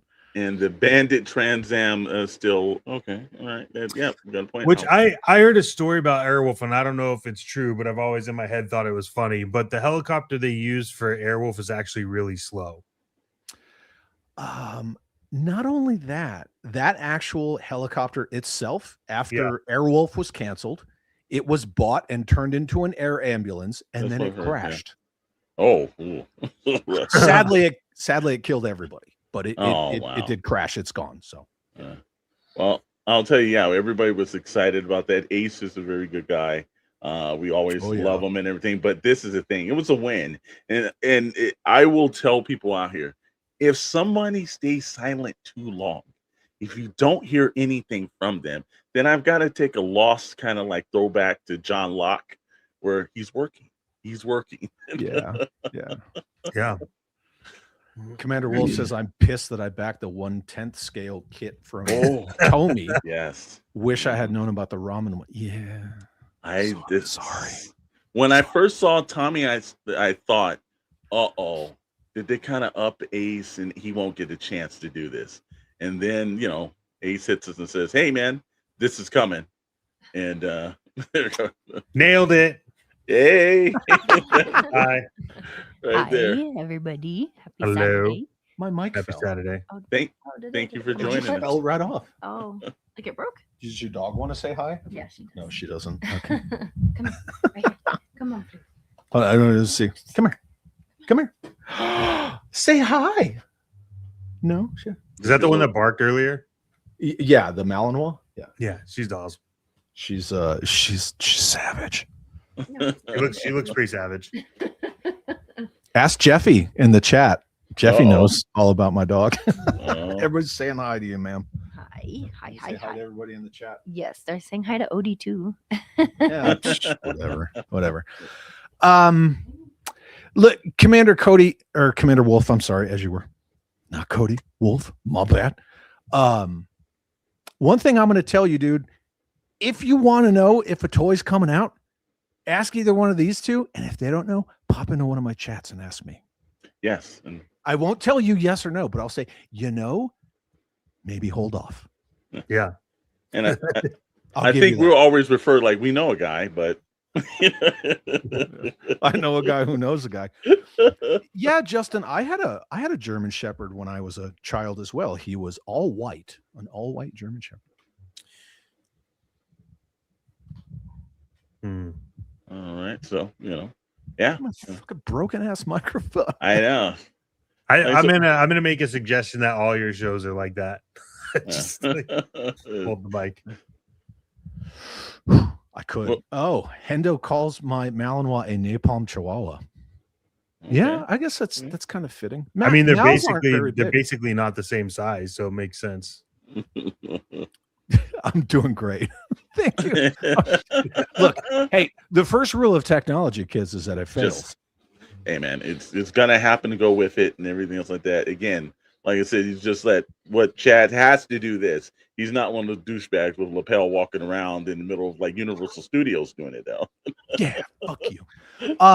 Mr. Lucas, the links for all the channels and stuff are in the description. And I think I put your guys' Instagrams. If I didn't, Jeffy, put some links in the chat. One of you mods, you're all here. So yeah. Thank you, mods. We appreciate it. Crusty Old Crow says, if I'm too loud, let me know, because I don't. No, you're fine. No, you're fine. Crusty Old Crow says. I wish Ace would pick up the rights to do Tour of Duty. Yeah, man. Yeah. That would be awesome. Oh, Jeffy's driving, kids. Give him a minute. Yeah. Okay. Ace is also working on V. Yep. in the Lord scale. Mm-hmm. So yeah. Look, I personally wish that he didn't get burned on that M.A.S.K deal.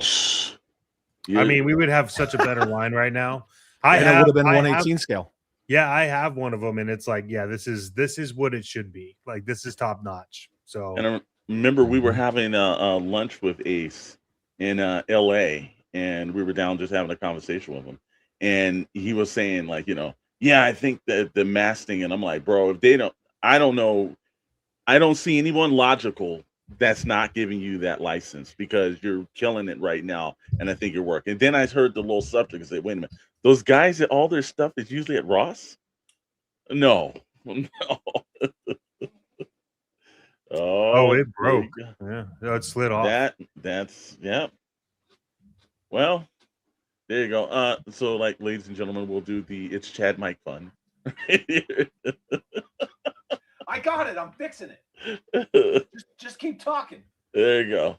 But I really think that Lowell Subjects made a terrible mistake. I've seen Wave 2. Chet and I, we've had this conversation. If you're not doing anything to further the line, then all you're doing is basically just doing the same crap that we've already seen rehashed. Then in the same scale. And the problem of it is that you couldn't even do the line without, like, the technology and everything else. Cool, sure. Thank you, Hidden. I appreciate that, brother. Chad, the crusty old crow wants to know, need to know, what brand of mic stand was that? Oh boy, dude.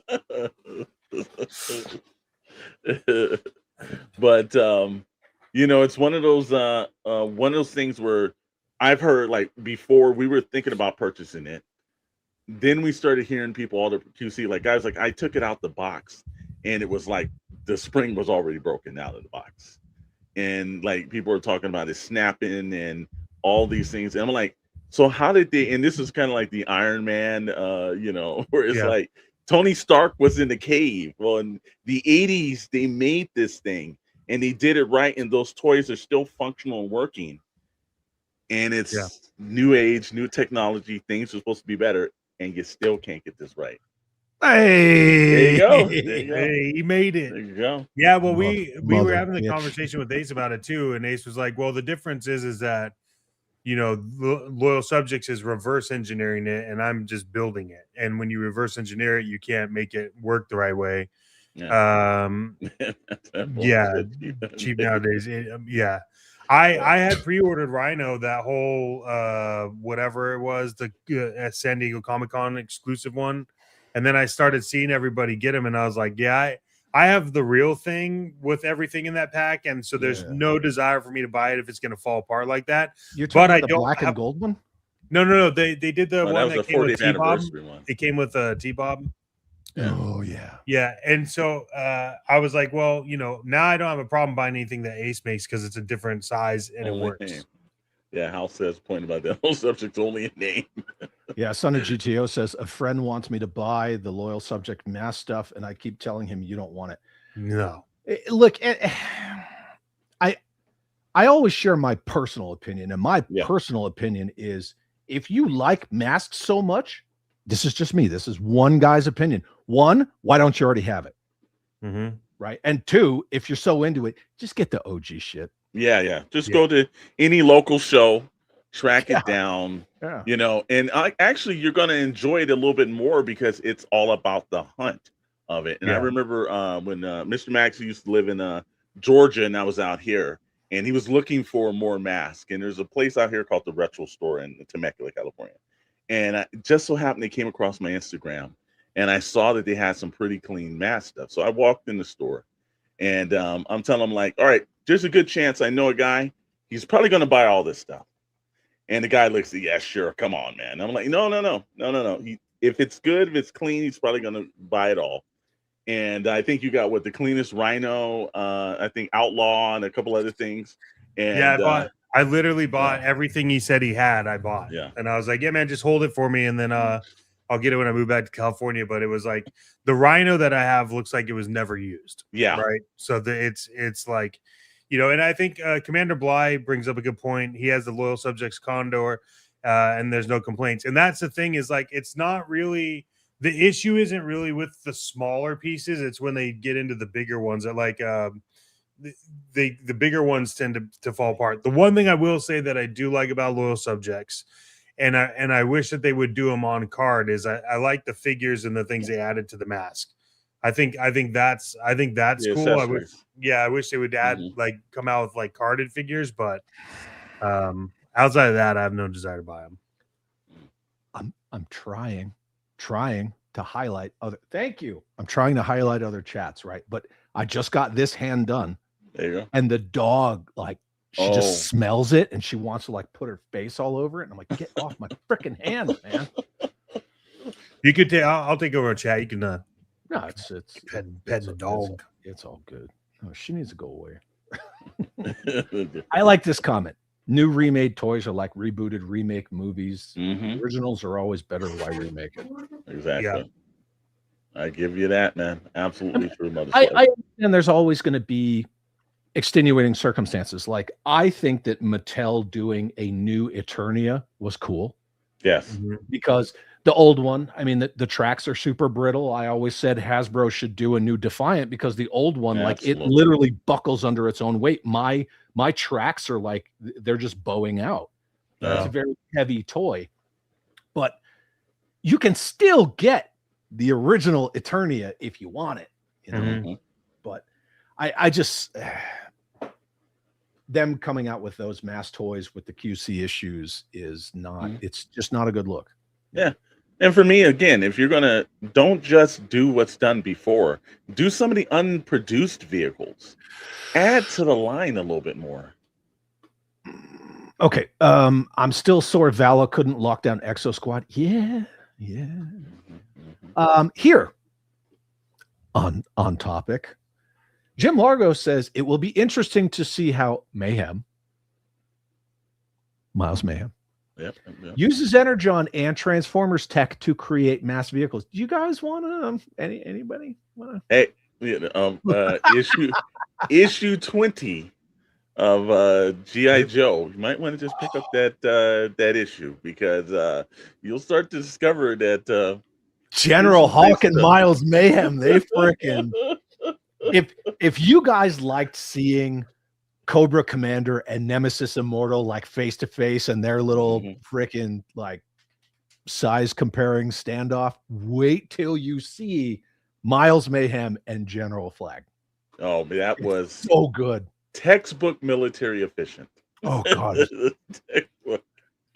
They do such a great job, like in the G.I. Joe run, like fleshing out a lot of the characters.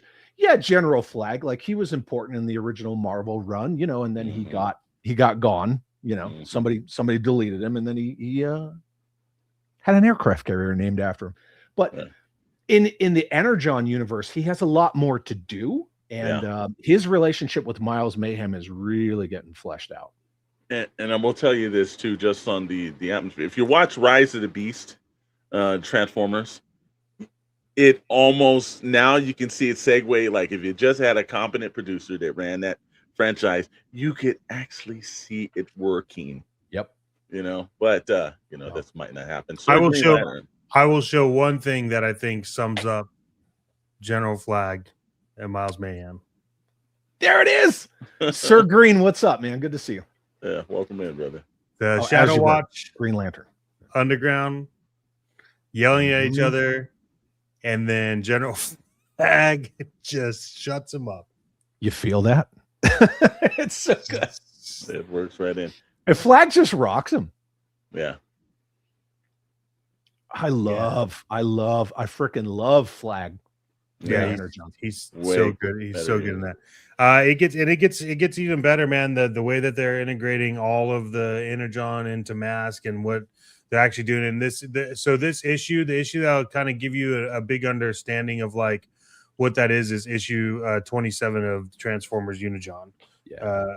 So it's really good. It picks up, and then you start to see Matt Tracker, that whole it gets. It gets a little wild. I want to see Brad Turner, and I want to see them do him justice, you know, kind of make him like rock and roll was, you know, just make him like, you know, because Brad Turner is like a rocker dude. Yeah. Mother Slug says, curious question, may or may not know, but when did action figures disappear? I remember action figures meant the figure had some kind of working action or something missing nowadays. You talking about a play feature? When they stopped making toys for kids and started courting adult collectors, because adult collectors don't care about action features, toyetic shit like play features. Yeah, I do, but I think Playmates did that the best in their GM&T run.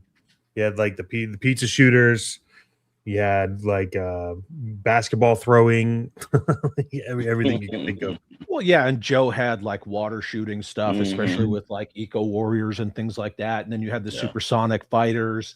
Ghostbusters had the fright features, which to me that took away from the play value of the figure, because if you didn't have the the fright feature, it was kind of like the old Superpowers line. Remember, Red Tornado? If he wouldn't tornado anymore, like you couldn't really move him. So, yeah, and then you had like Lex Luthor punching himself in the face and shit. Yeah, just weird. But what should Paramount Skydance do with Rise of the Beast character Noah Diaz? My opinion, it shouldn't have been Noah Diaz. Yeah. Because like you just made up a new character and now you're gonna bring this guy into G.I. Joe But imagine if it was like semi like a Joe named character, you would have almost gotten that from the beginning if you're truly into the line. If it would have been like Hauser or something, we would have sat there and said, "Wait a minute, is that Duke?" So. Do you guys remember when the Bumblebee movie came out and everybody said that John Cena was like Hawk or something? It's like, no, he's not Hawk at all. Just like, calm down. Real quick, I got to give this to Commander Bly. It's just, there you go. There you go. Give you that slightly canted for maximum. There you go. Danger. Yeah. And I know Bly was definitely getting into the Energon Universe. He told us that, so I'm glad to see you here, Bly. Yeah. But that's actually Flag. Or is it? He's doing some remarkable stuff. You never know. Yeah. Son of GTO says, I have to get an Operation Monster Force General to make General Flag. Yeah. Yeah, true. Which, again, some of these legacy characters, they should be doing. Whether you do it in the retro pack or whatever, you should be having those characters come out. There's a lot of characters from the Real American Hero days that were just maybe in one or two scenes that we would love to see.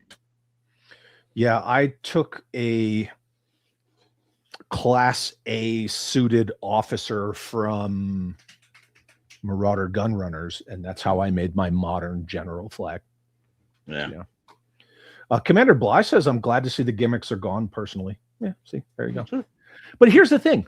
If you like play features, if you like all the toyetic gimmicks and stuff, those toys are still out there. You can still get them. So, There you go. Action became articulation. Yeah. Oh, yeah. Yeah. You might have to blame Tom McFarlane on that one. I am more art over articulation any day.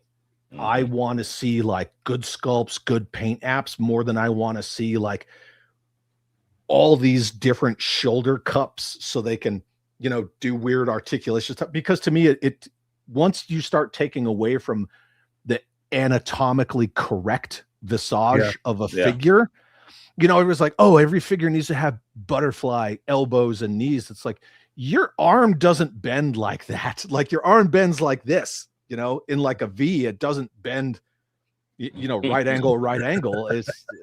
I get that people want all the articulation, but I'm like, at some point, it looks like shit. Yeah. That's just me. But true. Yeah, you can over articulate anything, and sometimes the basics work. Just get us the character sometimes. A friend of mine made me a Kill Hall that looks like Charles Bronson. Oh, that's a pretty damn good one right there. I like that. That'd be cool. Yeah, we don't talk enough about Charles Bronson either. He doesn't get a lot of shake anymore, man. But I dig his movies in the day. Yeah, Death Wish. Right. House Hendo says YouTube is on that bullshit. I'm not loading my chats, so I have to rewrite it. Damn, dude. Sorry. Yeah. Copy and paste. Mother Slug says action feature on a figure was the highlight of what a figure was. If these companies forgot how to do it, that's the second thing lost, never coming back. First was cartoon 80s hand drawn. Oh yeah, you're not gonna see no you're hand-drawn not stuff anymore. Yeah, Mm-mm. especially with Disney's Bloodbath the other day. You're definitely not gonna see that anymore. Crusty Old Crow says butterfly joints are good example. Great to pose arm hurts the details of the chest. True.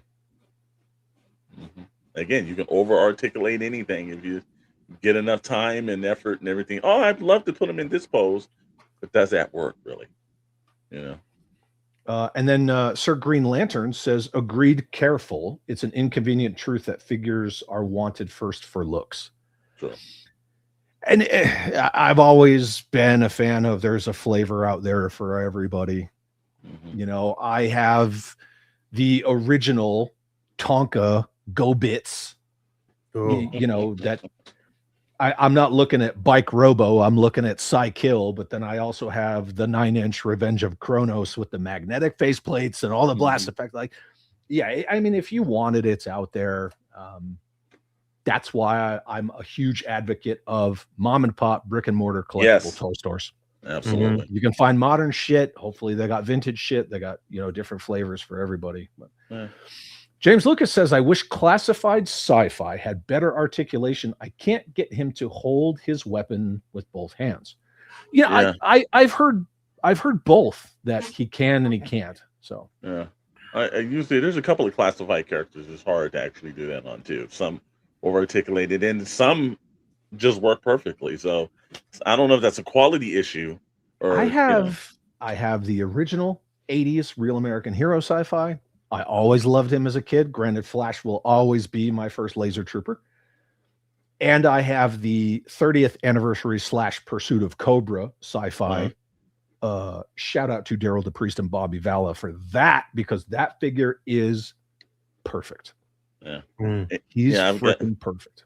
I've got the sci-fi. I picked it up at a again a local toy little show and everything, but he's sitting right in the case with the vintage. So, you know, great character, great look always. And I loved him in the Real American Hero show too. So Mother Slug says if someone would just add thin plastic over all those joints like a skin, everything would look great. I said it first. M.A.S.K. M.A.S.K does it all the time. Yeah. I have the M.A.S.K 112 Destro, courtesy of Yojo Jerk. He sent it to me as a gift. It's in my office at work. That figure's freaking awesome, dude. Also, but yeah, FYI, like their clothes cover all their gnarly joints. FYI on that figure too, it's under $40 on Amazon. Take a look at that. You want to pick up. That's a very good version of Destro. You want to pick it up. It's at an all-time great price now.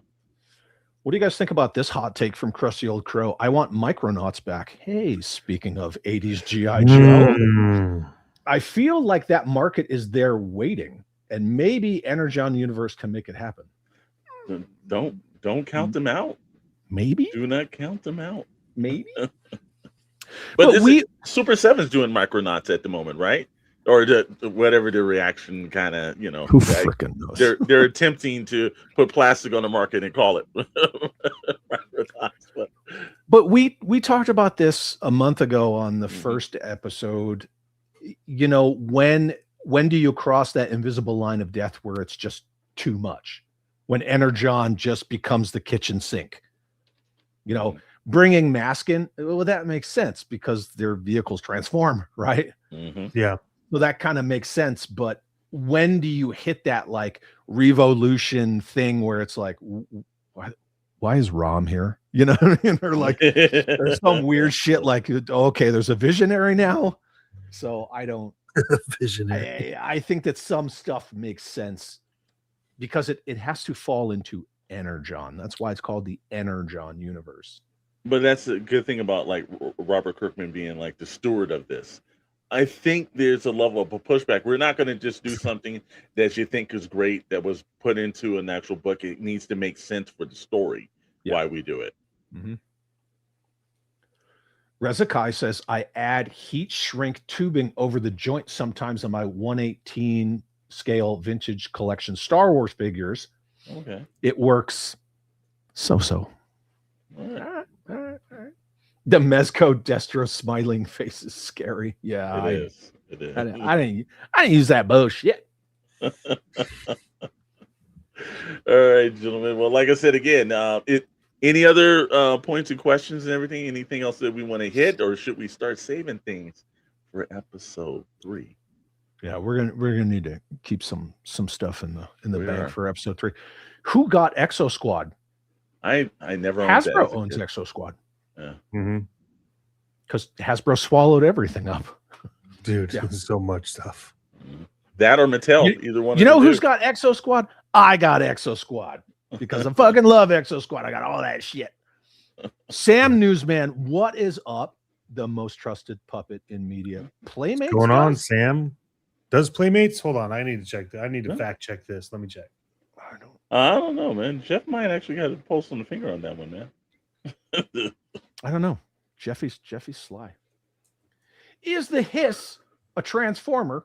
If not, why are they waiting? Perfect vehicle to do so. They made the Megatron Hiss in the Baroness. With the Baroness in the Transformer G.I. Joe collab. As far as Energon is concerned, they take Starscream's torso and chuck it on a Hiss.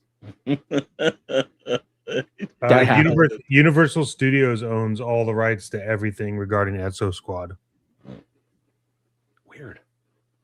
I thought Hasbro scooped them up in an acquisition. Well, that one, Universal is going to hold that till the day that company goes defunct and bought by somebody else. They're holding that close to the shelf. Who remembers Supernaturals? Oh, I remember Supernaturals.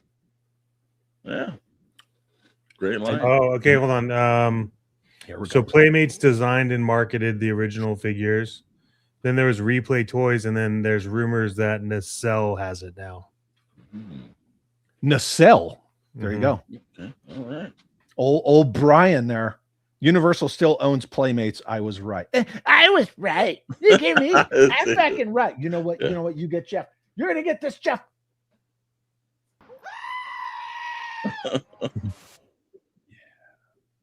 As I said again, Nacelle, not the property. Yeah, we'll have to see Chet. Jeff was right. That's what I think. That's what said Jeff was right. Hidden wants to know, does anyone remember the Cobra Spider Cat? I remember the Cobra Crimson Attack Tank. What's a Cobra Spider Cat? I'll pull it up. That sounds like that bullshit. Yeah. That's what that sounds like. That's that bullshit. I'm going to put that sound clip in here too. Interesting. You would think the Hiss as a transformer would be like a battle android troop builder. What you do is you get one of those Imperial troop transports from the Mandalorian and you make that into a battle android trooper transport. Just saying. Dene from Tough Nerd. What's up, dude? Good to see you.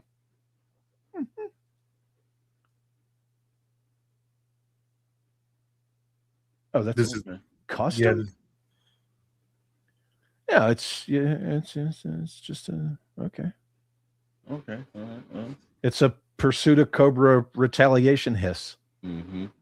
With some shit on it. A whole lot of stuff. Wow. With some shit on it. Coming soon to Chad's Fourth Wall store. Jeff was right. No. I think so. I think we got to do that. No. You think it's just too much? If you do that, then it's a constant reminder. You'll show up to shows with that. Not gonna happen. I miss toys with holograms. Yeah, Visionaries.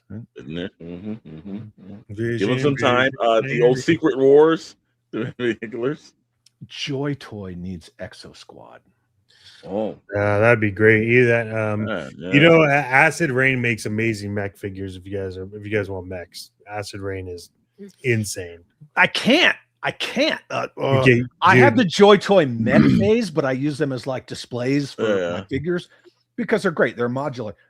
I won't get into the mechs because once I get into like the 1/18 scale mechs, it's over. It's done. I'm screwed. Yeah, especially if you decide to be unintelligent and buy Acid Rain, because Acid Rain is so good that you're just like, all right, Acid Rain prices are insane, but holy Christ, they're amazing figures. So, according to Rezakai, Cobra the next classified HasLab is a 6-inch scaled Cobra Pogo. Hasbro assures me it'll back fine. I'm going to say that's not accurate. They're going to aim for at least 3 more than what they got for Tron. I'm telling you, that first Hasbro 375 initiative right out of the gate, it should have been masterpiece scale Megatron with the arm interchangeable. And like I said it last episode, and that shit would have printed money.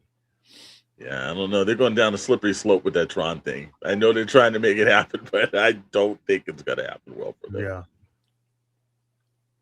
What's this? Oh, so Mother Slug calls me Loveless, Dr. Loveless from Wild Wild West. Oh, okay. Okay. All right.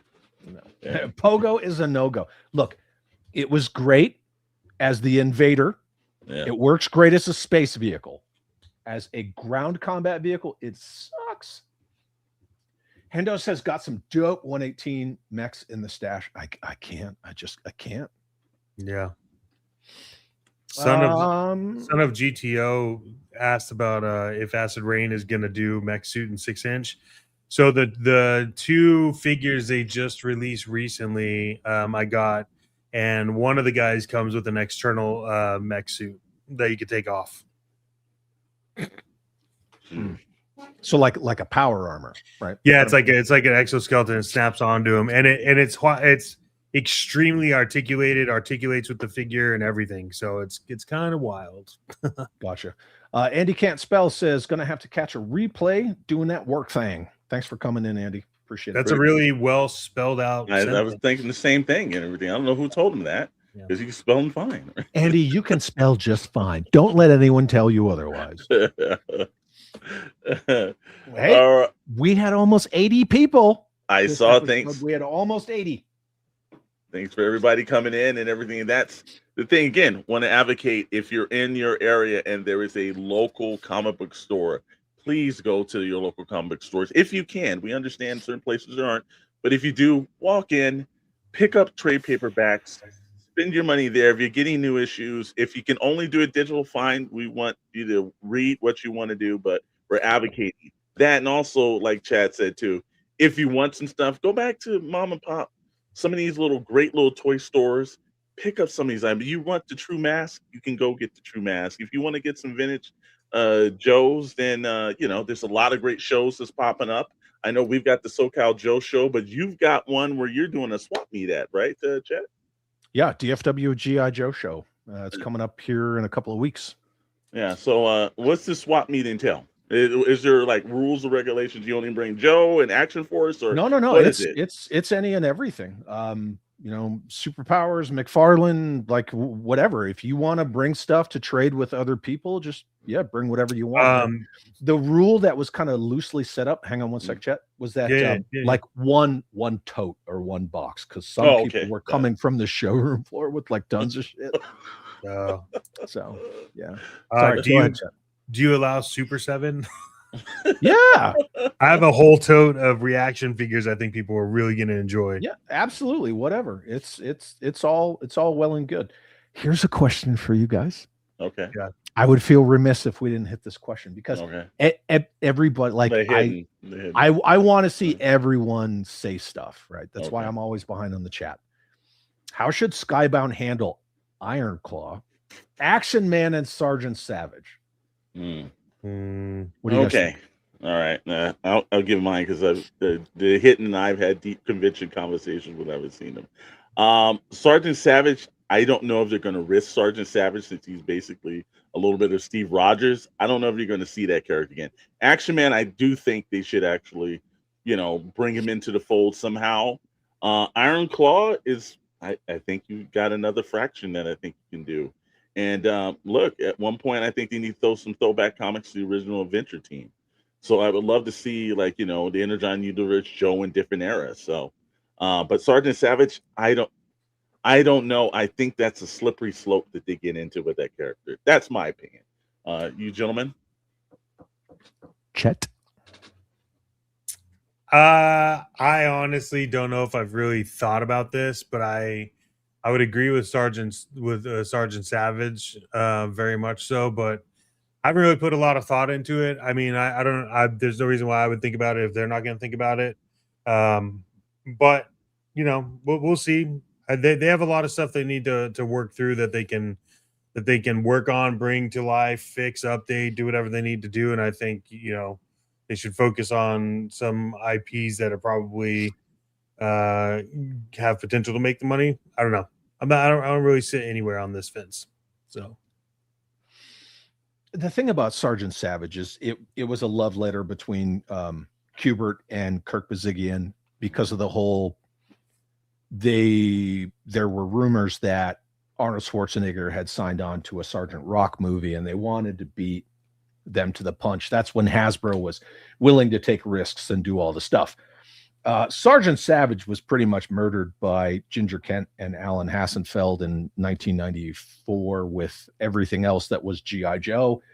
And it was part of a Real American Hero. It wasn't to compete against Real American Hero. The thing with Savage is, he's just way too close to Captain America. Mm-hmm. And now that the MCU got real popular, Chris Evans completely immortalized Captain America. I don't know how well Savage would go over.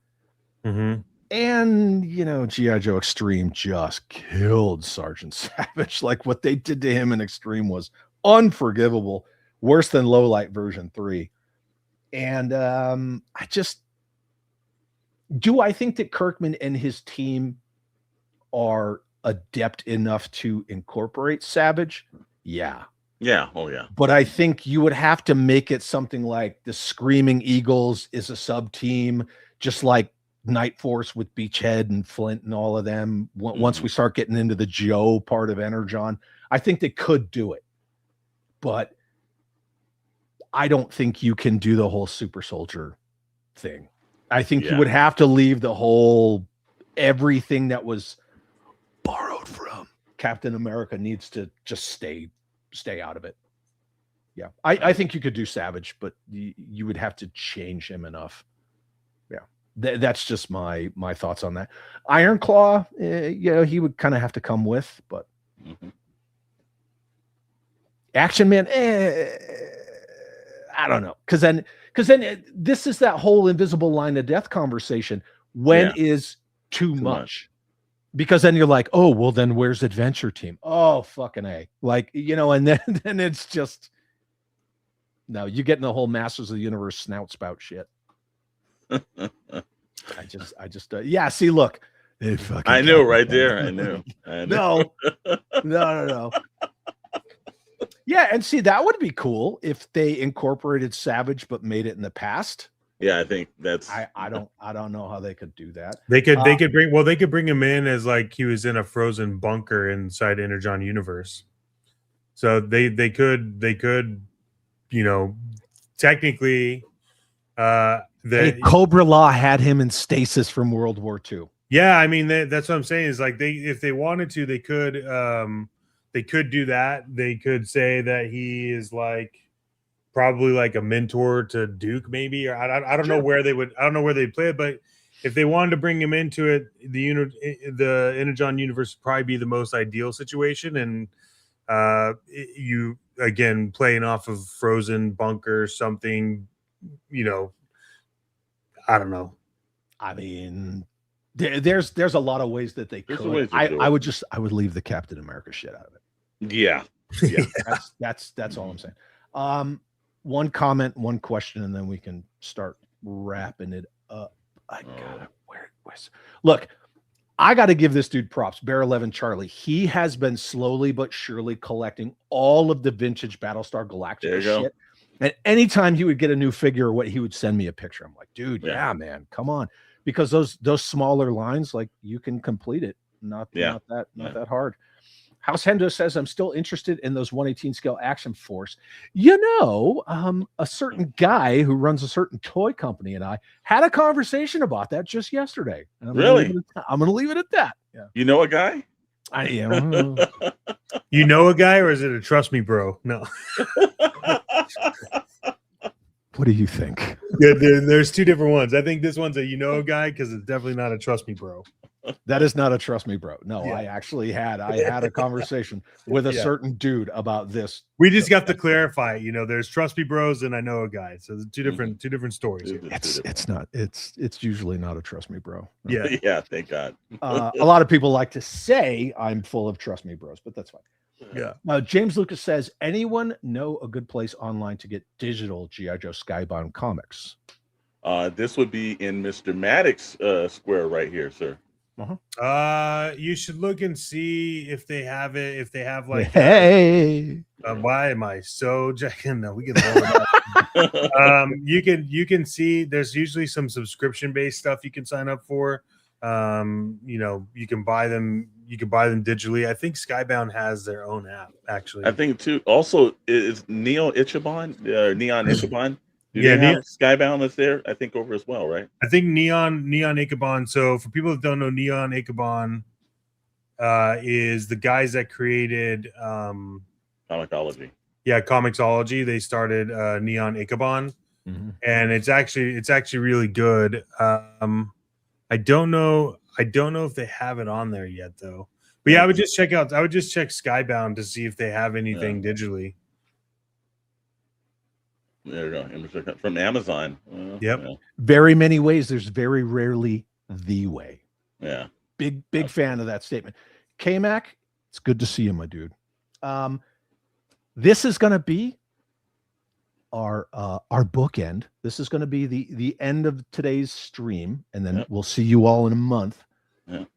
Gentlemen, who is the worst G.I. Joe character, and why did you pick Dial Tone? First of all, Dreadnok, I will fight you. I like Dial Tone a lot. He's way better than Mainframe. Who's the worst Joe character to you guys? Oh, and then we'll call it. Man, he's got to hit us. I wish you would hit me in the beginning of the show so I could think about this before the end. The worst one. Oh man, damn. It's not Dial Tone. Yeah, no, it's not. It is not Dial Tone. I think Dial Tone is an upgrade from Breaker. Scoops. Whatever. Scoops. Okay. Scoops.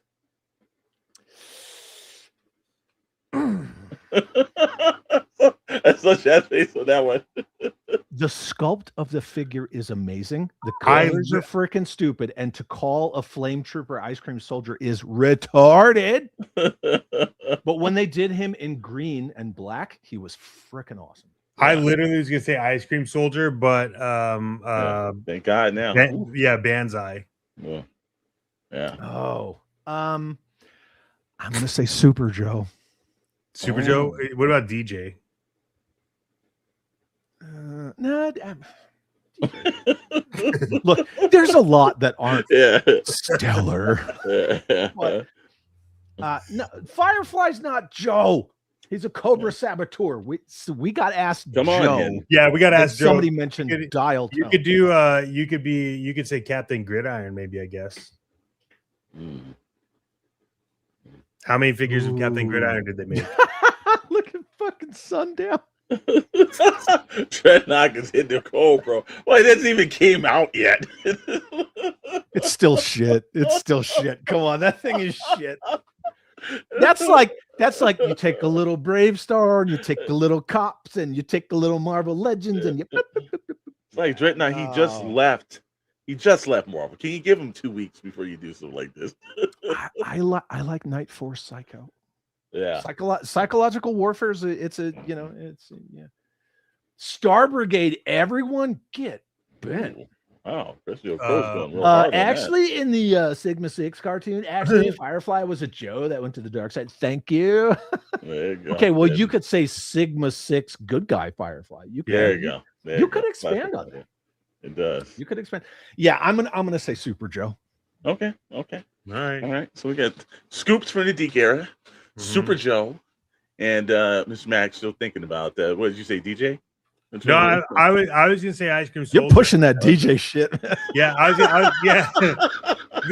was gonna say ice cream soldier, but DJ is definitely like a close one. I got maybe like Toll Booth, but no, I think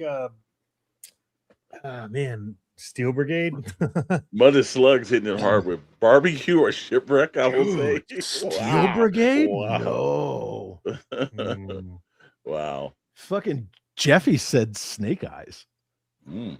Yeah, I think it's gonna be Banzai. Yeah. That works. All right. Well, how about this? We'll start off next show about our favorite Joe. Easy. Yeah. Sundown. Easy all day. Sundown. Already Unsubscribe. Yeah, already answered for So we hit that up next show. All right. Got another stream popping up and everything. If you guys got another opportunity to watch this great individual on our screen, it's Chad tomorrow, sir. What time does it start for all the people out there so they can come in and tune in and get your seatbelts ready? You might be moving. Yeah. 5 p.m. Eastern, 2 p.m. Pacific will be the public stream. I always do a private channel members pregame, and that is at 4 p.m. Eastern, 1 p.m. Pacific. But yeah, so I don't think it's a well-kept secret. We're going to be talking about the canon films. You know, back when men were men and men were allowed to be masculine before all this toxic masculinity crap started coming into our hobbies and cultures and stuff. So we're going to talk about masculine cool shit, ninjas. And are you going to kick it off with Commando?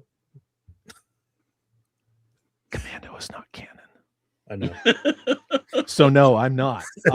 But we're going to talk about the canon films, but it's really going to be about action figures that Bobby Vance from Lone Wolf Toys and Matt LaCroix have made of those characters. So we're going to look at like action figures of Marion Cobra Cobretti of the LAPD Zombie Squad. We're going to look at like figures of Colonel Braddock's from Missing in Action, and on and on and on and on and on. So yeah. Well, we're going to talk here's my proposition to you. Either start with Commando or I send you a DJ action figure. I guess I'm getting a DJ action figure. No, there's no Commando in that. And then we're going to talk about this new Hasbro animated streaming service. We're probably going to talk a little bit about Lenny and his departure from Hasbro, where I might get a little more savage about it because it's just me. Right. When it's just me, I let it fly. But when it's me and other people, I tend to tone it down a little bit. So so that's what we're doing tomorrow. Right. Again, guys, get your seatbelts on, bring your favorite beverage and sit down because it's locked and loaded. It's always a good time on Sundays, and you get nothing but the truth on that channel. So make sure you guys are definitely tuning in. That's right. And yeah, most definitely. And for us over here, hey, man, we appreciate everybody that was tuning in. The other night, we were over on Toy Habits, and we were dealing with the Toy Sorceress. And there's an app that's hitting. We're going to be going out to Energon Universe at the end of May. And, a little something that the fine guys have been working on called Toy Hunter. So if you've ever seen Toy Hunter, it's a collector's lifestyle app. And pretty much keep a track of your collections when you're at all these great toy store shows. You can actually negotiate. You ever get to a show and you figured out, all right, do I actually own this character? Well, you got your collection in your hand. Or if you think it's like, should I pay that much for that G1 Megatron? Or is he charging me too much? Well, you can actually search and get sold eBay prices and current eBay prices. So you'll actually have a negotiating tool in your hand. There's a feature called Radar. Every great convention that's in the Southern United States, all over the place, it's all in there. In fact, DFW Con's in there as well. You can actually link into that, save it, and it will tell you conventions within your radius. So if you're in 10 miles of a convention, it'll tell you that too. Toy Hunter is the overall collecting app that you should be using. Go to toyhunter.com. It's available on iOS and Android. And we were over at Toy Habits the other day with the great Mega J Retro. No Tuniverse. That should be a shirt too. But Yeah, we definitely mean dogs and Chad's nickname. I heard. Wow. I don't know about that. But No, you know, definitely. my band name is Mad Dog Chad.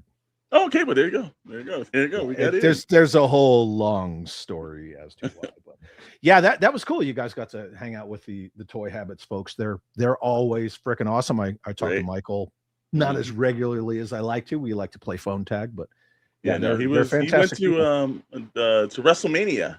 So he was at WrestleMania. Toy Source was holding it down with Mega J Retro, and they were all getting ready for this convention again. Multi Universe and Toy Hunter will be the chosen app of that convention. So we're looking forward to that. And again, you guys can catch us over on the Shadowe Knows Network on Wednesdays and Fridays, and then once a month here with It's Chad streaming on both channels for So again, so guys, what were we saying? It's Duke and Transformers Volume 1. Is that the thing that everybody needs to get caught up for next month? Yep. Yes. Duke Volume 1 and Transformers Volume 1. And then I guess we gotta hit it cold with who's our favorite Joe and what's your favorite Joe vehicle? There you go. Okay. Joe vehicle, not Cobra. I don't want to hear fuck Cobra. Fuck. No Cobra. G.I. Joe. Yeah. G.I. Joe. All right, man. Always a great time hanging out with you guys and everything. Love an extra Saturday, but I'm looking forward. Again, my seatbelt will be buckled for tomorrow because it's going to be a wild ride. And I always love those Sunday shows because it sets my week right. Who is your daddy and what does he do? All right, Chet, you're in control, my man. So yes, sir. All right, thanks everyone. We appreciate you. This is fun for us. We hope it's fun for you. Hopefully you learned something. And like we said, next one is going to be Duke Volume 1 and Transformers Volume 1. So get caught up. Come with your favorite pages, scenes you want us to go over, thoughts, any questions. We're going to be going over all of that. So until next time, thank you everybody, and we'll see you again real soon. Keep chasing the plastic dragon. Talk to you later.